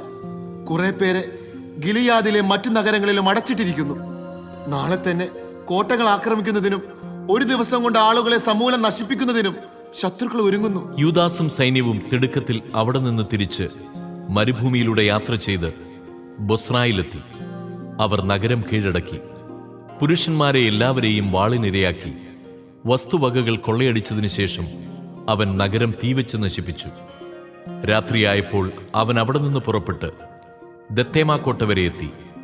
പ്രഭാതത്തിൽ അസംഖ്യം ആളുകൾ കോട്ട പിടിച്ചടക്കാനും അതിലുള്ള യഹൂദരെ ആക്രമിക്കാനും കോവണികളും യന്ത്രമുട്ടികളുമായി മലയിൽ നിന്ന് ഇറങ്ങി വരുന്നത് കണ്ടു. യുദ്ധം തുടങ്ങിക്കഴിഞ്ഞെന്നും നഗരത്തിന്റെ വിലാപം വലിയ നിലവിളികളോടും കാഹളധ്വനികളോടും കൂടി സ്വർഗത്തിലേക്ക് ഉയരുന്നുവെന്നും യൂദാസ് കണ്ടു. അവൻ തന്റെ അണികളോട് പറഞ്ഞു: നിങ്ങളുടെ സഹോദരർക്ക് വേണ്ടി ഇന്ന് പൊരുതുവിൻ. സൈന്യത്തെ 3 ഗണമായി തിരിച്ചു. അവൻ ശത്രുനിരയുടെ പിന്നിലെത്തി. അവന്റെ സൈന്യഗണങ്ങൾ കാഹളം മുഴക്കുകയും ഉച്ചത്തിൽ പ്രാർത്ഥിക്കുകയും ചെയ്തു. മക്കബയൂസാണ് തങ്ങളെ നേരിടാൻ വരുന്നതെന്നറിഞ്ഞ് തിമോത്തയോസിന്റെ സൈന്യം പിന്തിരിഞ്ഞോടി. യൂദാസ് അവർക്ക് കനത്ത ആഘാതമേൽപ്പിച്ചു. ഏകദേശം 8000 പേർ അന്ന് വധിക്കപ്പെട്ടു. പിന്നെ അവൻ അലേമായിലേക്ക് തിരിഞ്ഞു. അതിനെ യുദ്ധത്തിൽ കീഴ്പ്പെടുത്തി. അവിടെയുണ്ടായിരുന്ന എല്ലാ പുരുഷന്മാരെയും വധിച്ചു. പട്ടണം കൊള്ളയടിച്ചതിനു ശേഷം അത് തീവച്ച് നശിപ്പിക്കുകയും ചെയ്തു. തുടർന്ന് അവൻ കാസ്ഫോ, മാക്കെദ്, ബോസോർ എന്നിവയും ഗിലെയാദിലെ മറ്റു നഗരങ്ങളും പിടിച്ചടക്കി. തിമോത്തിയോസ് മറ്റൊരു സൈന്യത്തെ ശേഖരിച്ച് നദിയുടെ മറുകരയിൽ റാഫോണിനെതിരെ പാളയമടിച്ചു. അവരുടെ നീക്കങ്ങൾ അറിയുന്നതിന് യൂദാസ് ചാരന്മാരെ അയച്ചു. അവർ മടങ്ങി വന്നു പറഞ്ഞു, നമുക്ക് ചുറ്റുമുള്ള സകല വിജാതീയരും അവന്റെ പക്ഷത്തുണ്ട്. അത് വലിയൊരു സൈന്യമാണ്. സഹായത്തിന് അറബികളെ അവർ കൂലിക്കെടുത്തിട്ടുണ്ട്. നിന്നോട് യുദ്ധം ചെയ്യാൻ തയ്യാറായി അവർ നദിക്കക്കരെ പാളയമടിച്ചിരിക്കുകയാണ്. ഇത് കേട്ട യൂദാസ് അവരെ നേരിടാൻ പുറപ്പെട്ടു. യൂദാസും സൈന്യവും നദിക്ക് സമീപമെത്തിയപ്പോൾ തിമോത്തിയോസ് തന്റെ സേനാധിപന്മാരോട് പറഞ്ഞു, അവൻ ആദ്യം നദി കടന്നു വരുന്നെങ്കിൽ നമുക്കവനെ ചെറുക്കുക സാധ്യമല്ല. അവൻ നമ്മെ തോൽപ്പിക്കുമെന്നത് തീർച്ച തന്നെ. മറിച്ച് ഭയം തോന്നി അവൻ അക്കരെ തന്നെ പാളയമടിച്ച നമുക്ക് നദി കടന്നു ചെന്ന് അവനെ തോൽപ്പിക്കാം. നദിയുടെ കരയ്ക്കെത്തിയപ്പോൾ യൂദാസ് ജനങ്ങളിലെ നിയമജ്ഞന്മാരെ അവിടെ കാവൽ നിർത്തി. അവൻ അവരോട് കൽപ്പിച്ചു, ആരെയും പാളയമടിക്കാൻ അനുവദിക്കരുത്. എല്ലാവരും യുദ്ധത്തിലേർപ്പെടട്ടെ. അവൻ ശത്രുക്കൾക്കെതിരെ ആദ്യം നദി കടന്നു. സൈന്യം അവനെ അനുഗമിച്ചു. വിജാതീയർ പരാജിതരായി. ആയുധങ്ങൾ ഉപേക്ഷിച്ച് അവർ കാർണയിമിലെ ക്ഷേത്രത്തിൽ അഭയം തേടി. യൂദാസ് നഗരം പിടിച്ചടക്കി. ക്ഷേത്രത്തെ അതിലുള്ള എല്ലാവരോടും കൂടി അഗ്നിക്കിരയാക്കി. അങ്ങനെ കാർണയും കീഴടക്കപ്പെട്ടു. യൂദാസിനോട് എതിർത്തു നിൽക്കാൻ അവർക്ക് കഴിഞ്ഞില്ല. യൂദാദേശത്തേക്ക് പോകാൻ വലിപ്പച്ചെറുപ്പ ഭേദമന്യേ ഗിലെയാദിലെ സകല ഇസ്രായേൽക്കാരെയും അവരുടെ ഭാര്യമാരോടും കുഞ്ഞുങ്ങളോടും വസ്തുവകകളോടും കൂടി യൂദാസ് ഒരുമിച്ച് കൂട്ടി. വലിയൊരു സംഘമായിരുന്നു അത്. അവർ എഫ്രോണിലെത്തി. അത് മാർഗമധ്യേയുള്ള വലുതും സുശക്തവുമായ ഒരു പട്ടണമായിരുന്നു. വലത്തോട്ടോ ഇടത്തോട്ടോ തിരിഞ്ഞ് അതിനെ ചുറ്റിപ്പോകുക സാധ്യമായിരുന്നില്ല. അതിലൂടെ തന്നെ പോകേണ്ടിയിരുന്നു. നഗരവാസികൾ കവാടങ്ങളിൽ കല്ലുകൾ വെച്ച് അവരെ പ്രതിരോധിച്ചു. അപ്പോൾ യൂദാസ് അവർക്ക് ഈ സൗഹൃദ സന്ദേശം കൊടുത്തുവിട്ടു, ഞങ്ങൾ നിങ്ങളുടെ ദേശത്തു കൂടെ ഞങ്ങളുടെ നാട്ടിലേക്ക് കടന്നു പോയിക്കൊള്ളട്ടെ. ആരും നിങ്ങളെ ഉപദ്രവിക്കുകയില്ല. കാൽനടയായി ഞങ്ങൾ പോയിക്കൊള്ളാം. എന്നാൽ വാതിൽ തുറന്നുകൊടുക്കാൻ അവർ വിസമ്മതിച്ചു. അതാതിടങ്ങളിൽ നിലയുറപ്പിക്കാൻ യൂദാസ് സൈന്യത്തിന് ആജ്ഞ നൽകി. സൈന്യം നിലയുറപ്പിച്ചു. അന്ന് പകലും രാത്രിയും അവർ നഗരത്തിനെതിരെ യുദ്ധം ചെയ്തു. നഗരം അവന്റെ പിടിയിലായി. പുരുഷന്മാരെയെല്ലാം അവൻ വാളിനിരയാക്കി. നഗരം ഇടിച്ചു നിരത്തി, കൊള്ളയടിച്ചു. മൃതദേഹങ്ങളുടെ മീതെ കൂടി അവൻ നഗരം കടന്നു. അനന്തരം അവർ ജോർദാൻ കടന്ന് ബത്ത്ഷാനിന് എതിരെയുള്ള വിസ്തൃതമായ സമതലത്തിലെത്തി. യൂദാദേശത്ത് എത്തുന്നതുവരെ യാത്രയിലുടനീളം യൂദാസ് ജനങ്ങളെ പ്രോത്സാഹിപ്പിക്കുകയും പിറകിലായി പോകുന്നവരെ ഒരുമിച്ച് കൂട്ടുകയും ചെയ്തുകൊണ്ടിരുന്നു. ആർക്കും ജീവഹാനി സംഭവിക്കാതെ എല്ലാവരും സുരക്ഷിതരായി മടങ്ങിയെത്തി. അതിനാൽ സന്തോഷത്തോടും ആഹ്ലാദത്തോടും കൂടി അവർ സിയോൻ മലയിലേക്ക് പോയി ദഹനബലികൾ അർപ്പിച്ചു. യൂദാസും ജോനാഥാനും ഗിലെയാദിലും അവരുടെ സഹോദരൻ ശിമെയോൻ ടോളമായിസിനെതിരെയുള്ള ഗലീലിയിലുമായിരിക്കുമ്പോൾ അവരുടെ ധീരപരാക്രമങ്ങളെയും വീരോചിതമായ യുദ്ധത്തെയും കുറിച്ച് സേനാനായകന്മാരായ അസറിയായും സക്കറിയായുടെ പുത്രൻ ജോസഫും കേട്ടു. അവർ പറഞ്ഞു, നമുക്കും കീർത്തി നേടാം. നമുക്ക് ചുറ്റുമുള്ള വിജാതീയരോട് യുദ്ധം ചെയ്യാം. അവർ തങ്ങളുടെ സൈന്യനിരകൾക്ക് ആജ്ഞ കൊടുത്തു. അവർ യാമ്നിയായിക്കെതിരെ നീങ്ങി. ഗോർജിയാസും സൈന്യവും അവരെ നേരിടാൻ പട്ടണത്തിന് പുറത്തു വന്നു. അവർ ജോസഫിനെയും അസറിയായെയും തുരത്തി. യൂദായുടെ അതിർത്തികൾ വരെ അവരെ ഓടിച്ചു. ഇസ്രായേൽക്കാരിൽ 2000-ഓളം പേർ അന്ന് മരിച്ചു വീണു. യൂദാസിനെയും സഹോദരന്മാരെയും അനുസരിക്കാതെ ധീരകൃത്യം ചെയ്യാൻ മോഹിച്ച സേനാനായകന്മാർ നിമിത്തം ജനത്തിന് ഈ കനത്ത പരാജയം സഹിക്കേണ്ടി വന്നു. എന്നാൽ ഇസ്രായേലിന് മോചനം നേടിക്കൊടുത്തവരുടെ കുടുംബത്തിൽപ്പെട്ടവരായിരുന്നില്ല ഇവർ. യൂദാസും സഹോദരന്മാരും ഇസ്രായേലിലും വിജാതീയരുടെ ഇടയിലും അവരുടെ നാമം അറിയപ്പെട്ട എല്ലായിടത്തും സമാദരിക്കപ്പെട്ടു. ജനങ്ങൾ അവർക്ക് ചുറ്റും കൂടി അവരെ പുകഴ്ത്തി. പിന്നീട് യൂദാസും സഹോദരന്മാരും തെക്കോട്ട് സൈന്യത്തെ നയിച്ച് ഏസാവ് വംശജരോട് യുദ്ധം ചെയ്തു. ഹെബ്രോണും അതിന്റെ ഗ്രാമങ്ങളും അവൻ കീഴ്പ്പെടുത്തി. കോട്ടകൾ തകർത്തു. ചുറ്റുമുള്ള ഗോപുരങ്ങൾ അഗ്നിക്കിരയാക്കി. അനന്തരം ഫിലിസ്തീൻ ദേശം ആക്രമിക്കാൻ അവൻ മരീസായിലൂടെ കടന്നുപോയി. അന്ന് തങ്ങളുടെ ധീരത പ്രദർശിപ്പിക്കാൻ ബുദ്ധിശൂന്യമായ യുദ്ധത്തിന് പുറപ്പെട്ട ഏതാനും പുരോഹിതന്മാർ മരിച്ചു വീണു. യൂദാസ് ഫിലിസ്തീൻ ദേശത്തെ അസോത്തൂസിലേക്ക് തിരിച്ചു. അവൻ അവരുടെ ബലിപീഠങ്ങൾ തകർത്തു. ദേവന്മാരുടെ കൊത്തുവിഗ്രഹങ്ങൾ തീയിലിട്ട് ചുട്ടു. നഗരങ്ങൾ കൊള്ളയടിച്ചതിനു ശേഷം അവൻ യൂദാദേശത്തേക്ക് മടങ്ങി. അധ്യായം 6. അന്ത്യോക്കസ് രാജാവ് ഉത്തരപ്രവിശ്യകളിലൂടെ കടന്നുപോകുമ്പോൾ പേർഷ്യയിലെ എലിമായിസ് സ്വർണത്തിനും വെള്ളിക്കും പ്രശസ്തിയാർജിച്ച ഒരു നഗരമാണെന്ന് കേട്ടു. ഫിലിപ്പിന്റെ പുത്രനും ഗ്രീക്കുകാരെ ആദ്യം ഭരിച്ച മക്കദോനിയ രാജാവുമായ അലക്സാണ്ടർ ഉപേക്ഷിച്ചിട്ട് പോയ സ്വർണപ്പരിചകൾ, കവചങ്ങൾ, ആയുധങ്ങൾ എന്നിവ സൂക്ഷിക്കപ്പെട്ടിരുന്നു. അവിടുത്തെ ക്ഷേത്രം വളരെ സമ്പന്നമായിരുന്നു. അതിനാൽ അന്ത്യോക്കസ് വന്ന് നഗരം പിടിച്ചടക്കി കൊള്ള ചെയ്യാൻ ശ്രമിച്ചു. പക്ഷേ അത് സാധിച്ചില്ല. കാരണം അവന്റെ തന്ത്രം മനസ്സിലാക്കിയ നഗരവാസികൾ അവനോട് യുദ്ധം ചെയ്ത് ചെറുത്തുനിന്നു.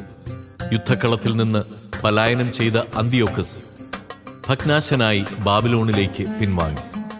യൂദാദേശം ആക്രമിക്കാൻ പോയ സൈന്യം പരാജയപ്പെട്ടുവെന്ന് പേർഷ്യയിൽ വെച്ച് ഒരു ദൂതൻ അന്ത്യോക്കസിനെ അറിയിച്ചു. ലിസിയാസ് ആദ്യം ശക്തമായൊരു സൈന്യവുമായി ചെന്നെങ്കിലും യഹൂദർ അവനെ തുരത്തി ഓടിച്ചു. തങ്ങൾ തോൽപ്പിച്ച സൈന്യങ്ങളിൽ നിന്ന് പിടിച്ചെടുത്ത ആയുധങ്ങൾ, വിഭവങ്ങൾ, കൊള്ളവസ്തുക്കൾ എന്നിവ കൊണ്ട് യഹൂദരുടെ ശക്തി വർദ്ധിച്ചിരിക്കുന്നു. ജെറുസലേമിലെ ബലിപീഠത്തിൽ അവൻ സ്ഥാപിച്ച മ്ലേച്ഛ വിഗ്രഹം അവർ തച്ചുടച്ചു. വിശുദ്ധ മന്ദിരത്തിന് ചുറ്റും മുൻപുണ്ടായിരുന്നതുപോലെ ഉയരമുള്ള മതിലുകൾ പണിയുകയും അവന്റെ നഗരമായ ബത്സൂറിനെ കോട്ടകെട്ടി സുശക്തമാക്കുകയും ചെയ്തിരിക്കുന്നു. ഈ വാർത്ത കേട്ടപ്പോൾ രാജാവ് അത്ഭുത സ്തബ്ധനായി. തന്റെ പദ്ധതികൾ അനുസരിച്ച് കാര്യങ്ങൾ നടക്കാഞ്ഞതുമൂലം ദുഃഖാർത്തനും രോഗിയുമായി തീർന്ന അവൻ കിടപ്പിലായി. ആഴമേറിയ ദുഃഖത്തിന് അധീനനായി തീർന്ന അവൻ വളരെ നാൾ കിടക്കയിൽ തന്നെ കഴിഞ്ഞു. മരണമടുത്തുവെന്ന് അവൻ ഉറപ്പായി. അതിനാൽ സുഹൃത്തുക്കളെ അടുക്കൽ വിളിച്ചു പറഞ്ഞു, എനിക്ക് ഉറക്കമില്ലാതായിരിക്കുന്നു. ആകുലതയാൽ എൻ്റെ ഹൃദയം തകരുന്നു. ഞാൻ എന്നോട് തന്നെ പറഞ്ഞു പോകുന്നു. പ്രതാപകാലത്ത് ദയാലുവും ജനസമ്മതനുമായിരുന്ന എനിക്ക് എത്ര വലിയ ദുരിതമാണ് വന്ന് ഭവിച്ചിരിക്കുന്നത്. എത്ര ആഴമുള്ള കയത്തിൽ ഞാൻ വീണുപോയിരിക്കുന്നു. ജെറൂസലേമിൽ ഞാൻ ചെയ്ത അകൃത്യങ്ങൾ ഞാൻ ഓർക്കുന്നു. അവളുടെ കനകരജത പാത്രങ്ങളെല്ലാം ഞാൻ കവർച്ച ചെയ്തു. ഒരു കാരണവും കൂടാതെ യൂദാ നിവാസികളെ നശിപ്പിക്കാൻ ഞാൻ സൈന്യത്തെ വിട്ടു. ഇതിനാലാണ് ഈ അനർത്ഥങ്ങൾ എനിക്ക് വന്നുകൂടിയതെന്ന് ഞാൻ അറിയുന്നു. ഇതാ അന്യദേശത്തു കിടന്ന് ദുഃഖാധിക്യത്താൽ ഞാൻ മരിക്കുന്നു. അനന്തരം അവൻ സ്നേഹിതന്മാരിൽ ഒരുവനായ ഫിലിപ്പിനെ വിളിച്ച് അവനെ തന്റെ സാമ്രാജ്യത്തിന്റെ അധിപനായി നിയമിച്ചു. തന്റെ പുത്രനായ അന്തിയോക്കസിനെ കിരീടാവകാശിയായി വളർത്തിക്കൊണ്ടുവരണമെന്ന നിർദ്ദേശത്തോടുകൂടി അവൻ ഫിലിപ്പിന് തന്റെ കിരീടവും മേലങ്കിയും മുദ്രമോതിരവും നൽകി.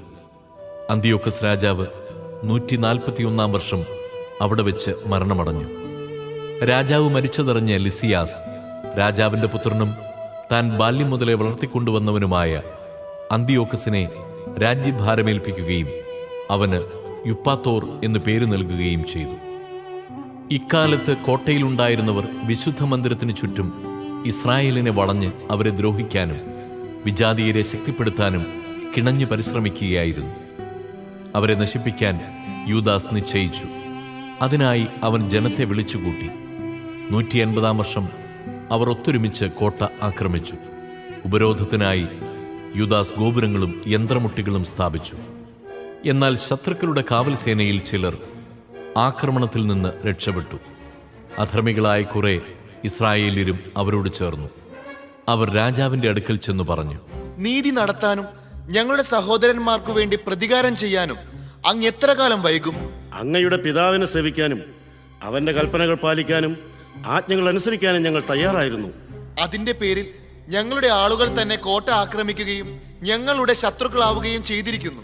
മാത്രമല്ല, ഞങ്ങളിൽ പിടികിട്ടിയവരെ അവർ വധിക്കുകയും ഞങ്ങളുടെ വസ്തുവകകൾ കൈയടക്കുകയും ചെയ്തു. ഞങ്ങളെ മാത്രമല്ല അയൽ രാജ്യങ്ങളെയും അവർ ആക്രമിച്ചിരിക്കുന്നു. ഇപ്പോൾ അവർ ജെറുസലേം കോട്ട പിടിച്ചടക്കാൻ അതിനെതിരെ പാളയമടിച്ചിരിക്കുകയാണ്. വിശുദ്ധ മന്ദിരവും ബത്സൂറും അവർ കോട്ട കെട്ടി സുരക്ഷിതമാക്കി കഴിഞ്ഞു. അങ്ങ് അവരെ ഉടനെ തടയുന്നില്ലെങ്കിൽ അവർ ഇനിയും മുന്നേറും.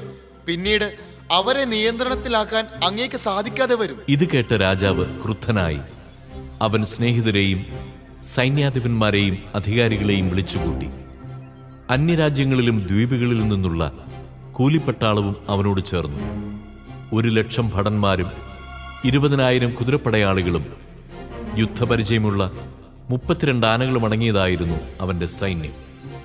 അവർ ഇതുമയായിലൂടെ കടന്ന് ബത്സൂറിനെതിരെ പാളയമടിച്ചു. യന്ത്രമുട്ടിയും സ്ഥാപിച്ച് അനേകം ദിവസം യുദ്ധം ചെയ്തു. എന്നാൽ യഹൂദർ കോട്ടയ്ക്ക് പുറത്തുവന്ന് ഇവ തീവച്ച് നശിപ്പിക്കുകയും പൗരുഷത്തോടെ പൊരുതുകയും ചെയ്തു. യൂദാസ് കോട്ടയിൽ നിന്ന് പിൻവാങ്ങി രാജാവിന്റെ പാളയത്തിനെതിരെ ബത്സഖറിയായിൽ പാളയമടിച്ചു. അതിരാവിലെ രാജാവ് സൈന്യത്തെ ബത്സഖറിയായിലേക്കുള്ള വഴിയിലൂടെ അതിവേഗം നയിച്ചു. അവൻ യുദ്ധത്തിന് തയ്യാറായി കാഹളം മുഴക്കി. മുന്തിരിച്ചാറും മൾബറി നീരും നൽകി അവർ ആനകളുടെ യുദ്ധവീര്യമുണർത്തി. സേനാവ്യൂഹത്തിൽ പലയിടത്തായി അവയെ നിർത്തി.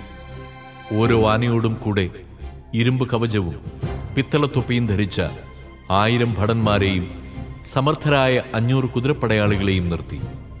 അവർ ആനയുടെ അടുക്കൽ സജ്ജരായി നിന്നു. അത് പോകുന്നിടത്തേക്ക് അവരും പോയി. അവർ അതിനെ വിട്ടുമാറിയില്ല. ഓരോ ആനയുടെയും പുറത്ത് തടികൊണ്ടുള്ള സുശക്തവും മറയ്ക്കപ്പെട്ടിരുന്നതുമായ അമ്പാരി ഉണ്ടായിരുന്നു. പ്രത്യേകമായ പടച്ചമയങ്ങൾ കൊണ്ടാണ് അവയെ ആനയോട് ബന്ധിച്ചിരുന്നത്. ഓരോന്നിലും യുദ്ധം ചെയ്യുന്ന ആയുധധാരികളായ 4 പടയാളികളും ഇന്ത്യക്കാരനായ പാപ്പാനുമുണ്ടായിരുന്നു. കുതിരപ്പടയാളികളിൽ ശേഷിച്ചവർ ശത്രുക്കളെ ആക്രമിക്കാൻ സൈന്യത്തിന്റെ ഇരുപാർശ്വങ്ങളിലും നിലയുറപ്പിച്ചു. സേനാവ്യൂഹം അവർക്ക് സംരക്ഷണം നൽകി. സ്വർണവും പിത്തളയും കൊണ്ടുള്ള പരിചകളിൽ തട്ടി സൂര്യപ്രകാശം പ്രതിഫലിച്ചപ്പോൾ കുന്നുകൾ തിളങ്ങുകയും കത്തുന്ന പന്തങ്ങൾ പോലെ കാണപ്പെടുകയും ചെയ്തു. രാജസൈന്യത്തിൽ ഒരു വിഭാഗം ഉയർന്ന കുന്നുകളിലൂടെയും മറ്റേ വിഭാഗം സമതലത്തിലൂടെയും ക്രമമായി ധീരതയോടെ മുന്നേറി. ആ വലിയ പടനീക്കത്തിന്റെ ആരവവും ആയുധങ്ങളുടെ ഇരമ്പലുകളും കേട്ടവരെല്ലാം ഭയചകിതരായി. ആ വ്യൂഹം അത്രയ്ക്ക് വലുതും ശക്തവുമായിരുന്നു. യൂദാസും സൈന്യവും അവരോട് ഏറ്റുമുട്ടി. രാജസൈന്യത്തിലെ 600 പേർ കൊല്ലപ്പെട്ടു. അവരാൻ എന്ന് വിളിക്കപ്പെടുന്ന എലയാസർ യുദ്ധമൃഗങ്ങളിൽ ഒന്നിന്മേൽ രാജകീയമായ പടച്ചട്ട സജ്ജീകരിച്ചിരിക്കുന്നതായി കണ്ടു. മറ്റുള്ളവയേക്കാൾ ഉയരമുണ്ടായിരുന്നു ആ മൃഗത്തിന്. രാജാവ് അതിന്റെ പുറത്തായിരിക്കുമെന്ന് അവൻ കരുതി. സ്വജനങ്ങളെ രക്ഷിക്കാനും തനിക്ക് ശാശ്വത കീർത്തി നേടാനും വേണ്ടി അവൻ ജീവൻ സമർപ്പിക്കാൻ സന്നദ്ധനായി. ആ മൃഗത്തിന്റെ അടുക്കലെത്താൻ അവൻ വീറോടെ സൈന്യവ്യൂഹത്തിനിടയിലേക്ക് കുതിച്ചു. ഇടത്തും വലത്തുമുള്ളവരെ അവൻ അരിഞ്ഞു വീഴ്ത്തി. ശത്രുക്കൾ ഇരുവശങ്ങളിലേക്കും ചിതറി. അവൻ ചെന്ന് ആനയുടെ കീഴെയെത്തി അതിനെ അടിയിൽ നിന്ന് കുത്തിക്കൊന്നു. അത് അവന്റെ മേൽ വീണ് അവൻ അവിടെ വെച്ച് തന്നെ മരിച്ചു. രാജസൈന്യത്തിന്റെ ശക്തിയും ഭീകരമായ ആക്രമണവും കണ്ട് യഹൂദർ പിന്തിരിഞ്ഞോടി. രാജാവിന്റെ പടയാളികൾ അവർക്കെതിരെ ജെറുസലേമിലേക്ക് നീങ്ങി. അവർ യൂദായിലും സിയോൻ മലയിലും പാളയമടിച്ചു. രാജാവ് ബത്സൂർ നിവാസികളുമായി സമാധാന ഉടമ്പടി ചെയ്തു. അവർ ഈ നഗരം ഒഴിഞ്ഞുകൊടുത്തു. കാരണം ഉപരോധത്തെ ചെറുക്കാൻ വേണ്ടത്ര ഭക്ഷണ സാധനങ്ങൾ അവർക്ക് ഉണ്ടായിരുന്നില്ല. അത് ദേശത്തിന്റെ സാപത്ത് വർഷമായിരുന്നു. അങ്ങനെ രാജാവ് ബത്സൂർ കൈവശപ്പെടുത്തി അവിടെ ഒരു കാവൽ സൈന്യത്തെ ഏർപ്പെടുത്തുകയും ചെയ്തു. അനന്തരം അവൻ വിശുദ്ധ മന്ദിരത്തിന് മുൻപിൽ പാളയമടിച്ചു. വളരെ നാൾ അവിടെ കഴിഞ്ഞു. അവൻ ഉപരോധ ഗോപുരങ്ങളും അഗ്നിയും കല്ലും വർഷിക്കാനുതകുന്ന യന്ത്രങ്ങളും അമ്പ് എയ്യാനുള്ള ഉപകരണങ്ങളും തെറ്റാലികളും സജ്ജമാക്കി. അവരുടേതിനോട് കിടപിടിക്കുന്ന യുദ്ധയന്ത്രങ്ങൾ നിർമ്മിച്ച് യഹൂദർ അവരെ ഏറെക്കാലത്തേക്ക് ചെറുത്തുനിന്നു. എന്നാൽ അത് 7ാം മത്സരമായിരുന്നതിനാൽ കലവറകളിൽ ഭക്ഷണസാധനങ്ങളില്ലായിരുന്നു. വിജാതീയരിൽ നിന്ന് രക്ഷപ്പെട്ട് യൂദായിൽ അഭയം പ്രാപിച്ചവർ കലവറകളിൽ ശേഷിച്ചവയെല്ലാം ഭക്ഷിച്ചു കഴിഞ്ഞിരുന്നു.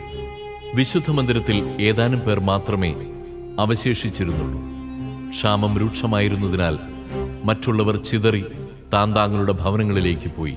തന്റെ മകൻ അന്തിയോക്കസിനെ കിരീടാവകാശിയായി വളർത്തുന്നതിന് അന്തിയോക്കസ് രാജാവ് മരണത്തിനു മുമ്പ് നിയോഗിച്ചിരുന്ന ഫിലിപ്പ് രാജാവിനോടുകൂടെ പോയിരുന്ന പടയാളികളുമായി പേർഷ്യ, മേദിയ എന്നിവിടങ്ങളിൽ നിന്ന് മടങ്ങി വന്നുവെന്നും ഭരണം കൈയടക്കാൻ ശ്രമിക്കുന്നുവെന്നും ലിസിയാസ് കേട്ടു. അതിനാൽ പെട്ടെന്ന് സ്ഥലം വിടാൻ അവൻ കൽപ്പന നൽകി. രാജാവിനോടും സൈന്യാധിപന്മാരോടും ജനങ്ങളോടും അവൻ പറഞ്ഞു, നമ്മൾ ദിവസം ചെല്ലും തോറും കൂടുതൽ ക്ഷീണിച്ചു വരുന്നു. ഭക്ഷണ സാധനങ്ങളില്ലെന്നു തന്നെ പറയാം.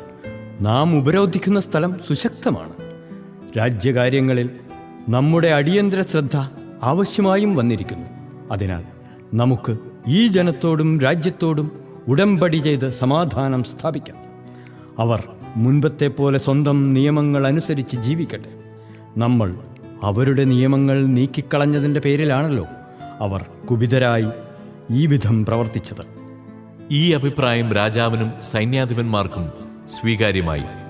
രാജാവ് യഹൂദരുമായി സമാധാന ഉടമ്പടിക്ക് സന്ദേശമയച്ചു. അവർ അതിന് സമ്മതിച്ചു. രാജാവും സൈന്യാധിപന്മാരും ശപഥപൂർവം ഉറപ്പുകൊടുത്ത വ്യവസ്ഥകളിന്മേൽ യഹൂദർ ആ കോട്ട വിട്ടുപോയി. എന്നാൽ സിയോൻ മലയിലെത്തിയ രാജാവ് ആ സ്ഥലം എത്ര ബലവത്തായ കോട്ടയാണെന്ന് കണ്ടപ്പോൾ താൻ ചെയ്ത ശപഥം ലംഘിച്ച് അതിനു ചുറ്റുമുള്ള മതിലുകൾ തകർക്കാൻ ആജ്ഞ നൽകി. അനന്തരം അതിവേഗം അന്ത്യോക്യയിലേക്ക് തിരിച്ചു. നഗരം ഫിലിപ്പ് കൈയടക്കിയിരിക്കുന്നതായി അവൻ കണ്ടു. ഉടനെ ഫിലിപ്പിനെതിരെ യുദ്ധം ചെയ്തു. അവൻ നഗരം വീണ്ടെടുത്തു. അധ്യായം 7. 151 ആണ്ട് സെല്യൂക്കസിന്റെ മകൻ ദെമെത്രിയൂസ് റോമായിൽ നിന്ന് കുറെ ആളുകളോടുകൂടി ജലമാർഗം കടൽ തീരത്തുള്ള ഒരു നഗരത്തിലെത്തി. അവിടെ ഭരണം തുടങ്ങി. അവൻ പിതാക്കന്മാരുടെ രാജധാനിയിൽ പ്രവേശിച്ചപ്പോൾ അവന് ഏൽപ്പിച്ചു കൊടുക്കാൻ വേണ്ടി പട്ടാളം അന്തിയോക്കസിനെയും ലിസിയാസിനെയും പിടികൂടി. ഇതറിഞ്ഞ രാജാവ് പറഞ്ഞു, അവരുടെ മുഖം കാണാൻ എനിക്കിടവരാതിരിക്കട്ടെ. അതനുസരിച്ച് സൈന്യം അവരെ വധിച്ചു. ദെമെത്രിയൂസ് സിംഹാസനാരൂഢനായി. ഇസ്രായേലിലെ നിയമനിഷേധകരും അധർമ്മികളുമായ എല്ലാവരും അവനോട് ചേർന്നു. പ്രധാന പുരോഹിതനാകാൻ മോഹിച്ച അൽക്കിമൂസ് ആയിരുന്നു അവരുടെ നേതാവ്. അവർ ജനങ്ങൾക്കെതിരെ രാജസന്നിധിയിൽ ഇപ്രകാരം കുറ്റാരോപണം നടത്തി: യൂദാസും സഹോദരന്മാരും കൂടി അങ്ങയുടെ മിത്രങ്ങളെ നശിപ്പിക്കുകയും ദേശത്ത് നിന്ന് ഞങ്ങളെ തുരത്തുകയും ചെയ്തിരിക്കുന്നു. അങ്ങ് വിശ്വസ്തനായ ഒരാളെ അയച്ചാലും അവൻ ചെന്ന് ഞങ്ങൾക്കും അങ്ങയുടെ രാജ്യത്തിനും യൂദാസ് എത്രയോ നാശങ്ങൾ വരുത്തിയെന്ന് മനസ്സിലാക്കി അവരെയും അവരുടെ പിണിയാളുകളെയും ശിക്ഷിക്കട്ടെ. തന്റെ സുഹൃത്തുക്കളിൽ ഒരുവനും നദിക്ക് അക്കരെയുള്ള പ്രദേശത്തെ ഭരണാധിപനുമായ ബെക്കിദസിനെ രാജാവ് തിരഞ്ഞെടുത്തു. അവൻ രാജ്യത്ത് സുസമ്മതനും രാജാവിനോട് വിശ്വസ്തനുമായിരുന്നു. ഇസ്രായേലിയരോട് പ്രതികാരം ചെയ്യുന്നതിനുള്ള കൽപ്പനയുമായി രാജാവ് അവനെ അയച്ചു. അധർമ്മിയായ അൽക്കിമൂസിനെ മഹാപുരോഹിതനായി നിയമിച്ച് അവനെയും കൂട്ടത്തിൽ വിട്ടു. അവർ വലിയൊരു സൈന്യവുമായി യൂദാദേശത്തെത്തി. യൂദാസിനോടും സഹോദരന്മാരോടും സഖ്യം ചെയ്യാമെന്ന വ്യാജ സന്ദേശവുമായി ബെക്കിദസ് ദൂതന്മാരെ അയച്ചു. എന്നാൽ അവരുടെ വാക്കുകൾക്ക് യൂദാസും കൂട്ടരും ഒരു വിലയും കൽപ്പിച്ചില്ല. കാരണം വലിയ ഒരു സൈന്യത്തോടു കൂടിയാണ് ബെക്കിദസ് വന്നിരിക്കുന്നതെന്ന് അവർ മനസ്സിലാക്കിയിരുന്നു. ന്യായമായ വ്യവസ്ഥകൾ അഭ്യർത്ഥിച്ചുകൊണ്ട് ഒരു സംഘം നിയമജ്ഞർ അൽക്കിമൂസിന്റെയും ബെക്കിദസിന്റെയും അടുത്തു ചെന്നു.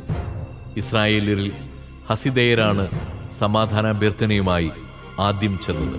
അവർ പറഞ്ഞു, അഹരോന്റെ വംശപരമ്പരയിൽപ്പെട്ട ഒരു പുരോഹിതനാണല്ലോ സൈന്യവുമായി വന്നിരിക്കുന്നത്. അവൻ നമ്മെ ദ്രോഹിക്കുകയില്ല.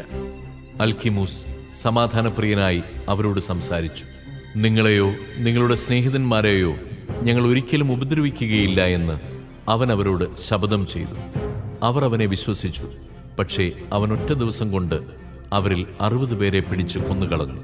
അങ്ങയുടെ വിശുദ്ധരുടെ ശരീരങ്ങൾ അവർ ജെറുസലേമിന് ചുറ്റും ചിതറിച്ചു. അവരുടെ രക്തം അവിടെയെല്ലാം ചൊരിഞ്ഞു.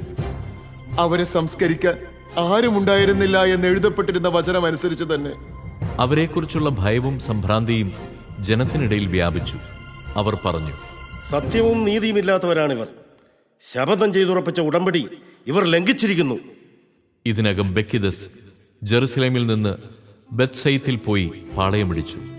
തന്റെ പക്ഷം ചേർന്നവരിൽ വളരെ പേരെയും ജനങ്ങളിൽ ചിലരെയും അവൻ സൈന്യമയച്ച് പിടിച്ചു കൊന്ന് ഒരു വലിയ കുഴിയിലെറിഞ്ഞു. അവൻ രാജ്യം അൽക്കിമൂസിനെ ഏൽപ്പിച്ചു. സഹായത്തിന് ഒരു സേനയെയും നിർത്തി. ബക്കിദസ് രാജസന്നിധിയിലേക്ക് മടങ്ങി. അൽക്കിമൂസ് പ്രധാന പുരോഹിതനാകാൻ കിണഞ്ഞു പരിശ്രമിച്ചു. ജനത്തെ അലട്ടിയിരുന്നവർ അവനോട് ചേർന്നു. യൂദാദേശം അവർ കീഴടക്കി ഇസ്രായേലിന് കനത്ത നാശം വരുത്തുകയും ചെയ്തു. അൽക്കിമൂസും അനുയായികളും ഇസ്രായേൽക്കാരോട് ചെയ്ത ദ്രോഹങ്ങൾ യൂദാസ് കണ്ടു. അത് വിജാതിയർ ചെയ്തതിനേക്കാൾ അധികമായിരുന്നു. യൂദായിൽ ചുറ്റുമുള്ള പ്രദേശങ്ങളിലെല്ലാം സഞ്ചരിച്ച് കൂറുമാറിയ ആളുകളോട് യൂദാസ് പ്രതികാരം ചെയ്തു. നഗരവാസികൾ നാട്ടിൻ പുറത്തേക്ക് കടക്കാതെ പ്രതിരോധവും ഏർപ്പെടുത്തി. യൂദാസും കൂട്ടരും ശക്തി ആർജിച്ചു വരികയാണെന്നും അവരെ എതിരിടാൻ തനിക്ക് സാധ്യമല്ലെന്നും അൽക്കിമൂസ് മനസ്സിലാക്കി. അതിനാൽ അവൻ രാജാവിൻ്റെ അടുക്കിലെത്തി അവർക്കെതിരെ ദുരാരോപണങ്ങൾ നടത്തി. തന്മൂലം രാജാവ് യഹൂദരെ നശിപ്പിക്കാനുള്ള കൽപ്പനയുമായി തന്റെ പ്രഗത്ഭ സൈന്യാധിപന്മാരിൽ ഒരുവനും ഇസ്രായേലിന്റെ ബദ്ധശത്രുവുമായ നിക്കാനോറിനെ അയച്ചു. നിക്കാനോർ ഒരു വലിയ സൈന്യവുമായി ജെറുസലേമിൽ ചെന്നു. അവൻ യൂദാസിനും സഹോദരന്മാർക്കും വഞ്ചനാപരമായ ഈ സമാധാന സന്ദേശം അയച്ചു. നമ്മൾ തമ്മിൽ യുദ്ധം ഉണ്ടാകാതിരിക്കട്ടെ. നിങ്ങളെ സൗഹാർദ്ദപൂർവ്വം സന്ദർശിക്കാൻ കുറച്ചുപേരുമായി ഞാൻ വരാം. അവർ യൂദാസിന്റെ അടുത്തെത്തി. അവർ പരസ്പരം സമാധാനാശംസകൾ നേർന്നു. എന്നാൽ വൈരി യൂദാസിനെ പിടികൂടാൻ ഒരുങ്ങിയിരുന്നു. ചതിക്കണമെന്ന ഉദ്ദേശത്തോടെയാണ് നിക്കാനോർ വന്നിരിക്കുന്നതെന്ന് യൂദാസ് ഗ്രഹിച്ചു. അവൻ ഭയപ്പെട്ട് നിക്കാനോറിനെ വീണ്ടും കാണാൻ വിസമ്മതിച്ചു. തന്റെ തന്ത്രം പുറത്തായെന്നറിഞ്ഞപ്പോൾ അവനുമായി ഏറ്റുമുട്ടുന്നതിന് നിക്കാനോർ കഫർ സലാമയിലേക്ക് പോയി. അവന്റെ സൈന്യത്തിലെ 500ഓളം പേർ നിലംപതിച്ചു. ശേഷിച്ചവർ നഗരത്തിലേക്ക് പലായനം ചെയ്തു. ഇത് കഴിഞ്ഞ് നിക്കാനോർ സിയോൻ മലയിലേക്ക് പോയി. ദേവാലയത്തിൽ നിന്ന് ചില പുരോഹിതന്മാരും ജനപ്രമാണികളും അവനെ സൗഹാർദ്ദപൂർവ്വം സ്വീകരിക്കാനും രാജാവിനു വേണ്ടി അർപ്പിക്കപ്പെട്ടുകൊണ്ടിരുന്ന ദഹനബലി കാണിക്കാനും വേണ്ടി പുറത്തേക്ക് വന്നു. എന്നാൽ അവനവരെ പരിഹസിക്കുകയും നിന്ദിക്കുകയും ധിക്കാരപൂർവ്വം ദുഷിച്ച് സംസാരിക്കുകയും ചെയ്തു. അവൻ രോഷാകുലനായി ശപഥം ചെയ്തു, ഇപ്രാവശ്യം യൂദാസും സൈന്യവും എന്റെ കയ്യിൽ ഏൽപ്പിക്കപ്പെടുന്നില്ലെങ്കിൽ ഞാൻ സുരക്ഷിതനായി മടങ്ങി വരുമ്പോൾ ഈ ആലയം അഗ്നിക്കിരയാകും. അനന്തരം അവൻ ക്രുദ്ധനായി ഇറങ്ങിപ്പോയി. ഇത് കേട്ട പുരോഹിതന്മാർ അകത്തേക്ക് കയറി ബലിപീഠത്തിനും ശ്രീകോവിലിനും അഭിമുഖമായി നിന്ന് വിലപിച്ചുകൊണ്ട് പറഞ്ഞു, അങ്ങയുടെ നാമത്തിൽ അറിയപ്പെടാൻ ഈ ആലയത്തെ അങ്ങ് തിരഞ്ഞെടുത്തു. അങ്ങയുടെ ജനത്തിന് പ്രാർത്ഥിക്കാനും യാചിക്കാനുമുള്ള ആലയമായിട്ട് തന്നെ. ഇവനോടും ഇവന്റെ സൈന്യത്തോടും പ്രതികാരം ചെയ്യുക. അവരെല്ലാവരും വാളിനിരയാകട്ടെ. അവരുടെ ദൈവദൂഷണങ്ങൾ അങ്ങ് ഓർക്കുക.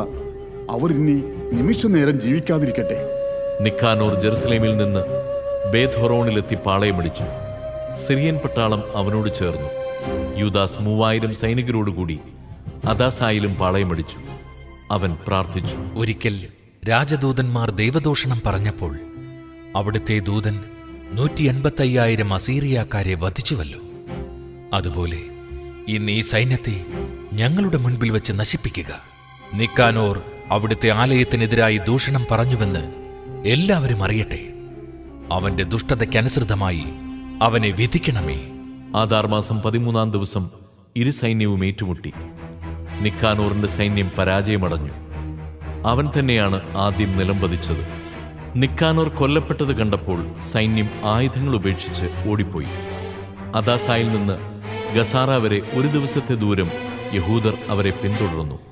അപ്പോഴും യുദ്ധകാഹളം മുഴക്കിക്കൊണ്ടിരുന്നു. ചുറ്റുമുള്ള ഗ്രാമങ്ങളിൽ നിന്ന് ജനങ്ങൾ പുറത്തുവന്ന് ഓടിപ്പോയ ശത്രുക്കളെ തടഞ്ഞ് അവരെ അനുധാവനം ചെയ്തിരുന്നവരുടെ നേരെ തിരിച്ചോടിച്ചു. അങ്ങനെ അവരെല്ലാവരും വാളിനിരയായി. ഒരുവൻ പോലും ശേഷിച്ചില്ല. യഹൂദർ അവരെ കൊള്ളയടിച്ചു. നിക്കാനോറിന്റെ ശിരസും അവൻ ധിക്കാരപൂർവ്വം നീട്ടിയ വലത്ത് കൈയും ഛേദിച്ച് ജെറുസലേമിന് തൊട്ടുവെളിയിൽ കൊണ്ടുവന്ന് പ്രദർശനത്തിന് വെച്ചു. ജനങ്ങൾ ആനന്ദതുന്തിലരായി. ആ ദിവസം അവർ ആഹ്ലാദപൂർവ്വം കൊണ്ടാടി. ആണ്ടുതോറും ആദാർ മാസം 13-ാം ദിവസം ഇതിന്റെ ഓർമ്മദിനമായി ആഘോഷിക്കണമെന്ന് അവർ നിശ്ചയിച്ചു. അങ്ങനെ യൂദാദേശത്ത് കുറെ കാലത്തേക്ക് സ്വസ്ഥത കൈവന്നു. അധ്യായം 8. റോമാക്കാരുടെ കീർത്തിയെപ്പറ്റി യൂദാസ് കേട്ടു. അവർ പ്രബലരും തങ്ങളോട് സഖ്യം ചേരുന്നവർക്ക് ഗുണകാംക്ഷികളും തങ്ങളെ സമീപിക്കുന്നവർക്ക് സൗഹൃദം നൽകുന്നവരുമാണ്. അവർ നടത്തിയ യുദ്ധങ്ങളെക്കുറിച്ചും ഗലാത്യർക്കിടയിൽ ചെയ്ത വീരകൃത്യങ്ങളെക്കുറിച്ചും ഗലാത്യരെ പരാജിതരാക്കി കപ്പമീടാക്കിയതിനെക്കുറിച്ചും ആളുകൾ അവനോട് പറഞ്ഞു.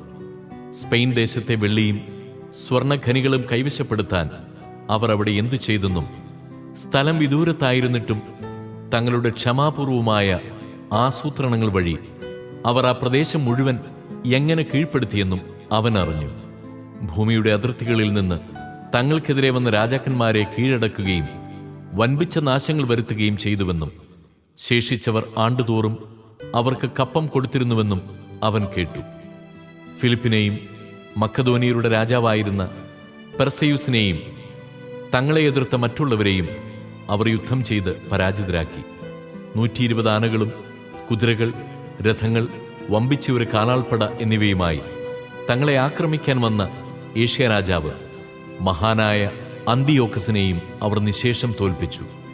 അവനെ അവർ ജീവനോടെ പിടിച്ചു. അവനും അവനുശേഷം വരുന്ന ഭരണാധിപന്മാരും കപ്പമായി വലിയ തുകയും ആൾജാമ്യവും നൽകണമെന്നും അവരുടെ പ്രവിശ്യകളിൽ മേൽത്തരമായ ഇന്ത്യ, മേദിയ, ലിദിയ എന്നീ രാജ്യങ്ങൾ വിട്ടുകൊടുക്കണമെന്നും റോമാക്കാർ ആവശ്യപ്പെട്ടു. ഈ ദേശങ്ങൾ അവർ യൂമനസ് രാജാവിന് കൈമാറി. ഗ്രീക്കുകാർ അവരെ നശിപ്പിക്കാൻ ആലോചിച്ചിരുന്നു. എന്നാൽ അതറിഞ്ഞ് അവർ ഒരു സൈന്യാധിപനെ അയച്ച് ഗ്രീക്കുകാരെ ആക്രമിച്ചു. ഗ്രീക്കുകാരിൽ വളരെ പേർ മുറിവേറ്റു വീണു. അവരുടെ ഭാര്യമാരെയും കുട്ടികളെയും റോമാക്കാർ തടവുകാരാക്കി. അവരെ കൊള്ളയടിക്കുകയും ദേശമധീനമാക്കുകയും കോട്ടകൾ തകർക്കുകയും ചെയ്തു. ഇന്നോളം അവരെ അടിമകളാക്കി വെച്ചിരിക്കുന്നു. തങ്ങളെ എതിർത്ത എല്ലാ രാജ്യങ്ങളും ദ്വീപുകളും നശിപ്പിച്ച് അടിമത്തത്തിലാഴ്ത്തി. എന്നാൽ സുഹൃത്തുക്കളോടും ആശ്രിതരോടും അവർ മൈത്രി പുലർത്തിപ്പോന്നു. വിദൂരസ്ഥരും സമീപസ്ഥരുമായ രാജാക്കന്മാരെ അവർ കീഴ്പ്പെടുത്തി. അവരുടെ പ്രതാപത്തെക്കുറിച്ച് കേട്ടവരെല്ലാം അവരെ ഭയന്നിരുന്നു. തങ്ങൾ ഇച്ഛിക്കുന്നവരെ അവർ തുണച്ച് രാജാക്കന്മാരാക്കുന്നു. യഥേഷ്ടം നാടുവാഴികളെ സ്ഥാനഭ്രഷ്ടരാക്കുന്നു. അങ്ങനെ അവരുടെ ഔന്നത്യം പ്രകീർത്തിക്കപ്പെടുന്നു. എന്നിരിക്കലും അവരിൽ ഒരുവനും പ്രതാപം കാണിക്കാൻ കിരീടം ധരിക്കുകയോ ചെങ്കുപ്പായം അണിയുകയോ ചെയ്തിരുന്നില്ല. അവർ തങ്ങൾക്കായി ഒരു ആലോചനാ സംഘത്തിന് രൂപം കൊടുത്തു. ജനങ്ങൾക്ക് മെച്ചപ്പെട്ട ഭരണം നൽകാൻ 320 പ്രമാണികൾ ദിനംപ്രതി മുടക്കമില്ലാതെ കാര്യവിചാരണ നടത്തുന്നു.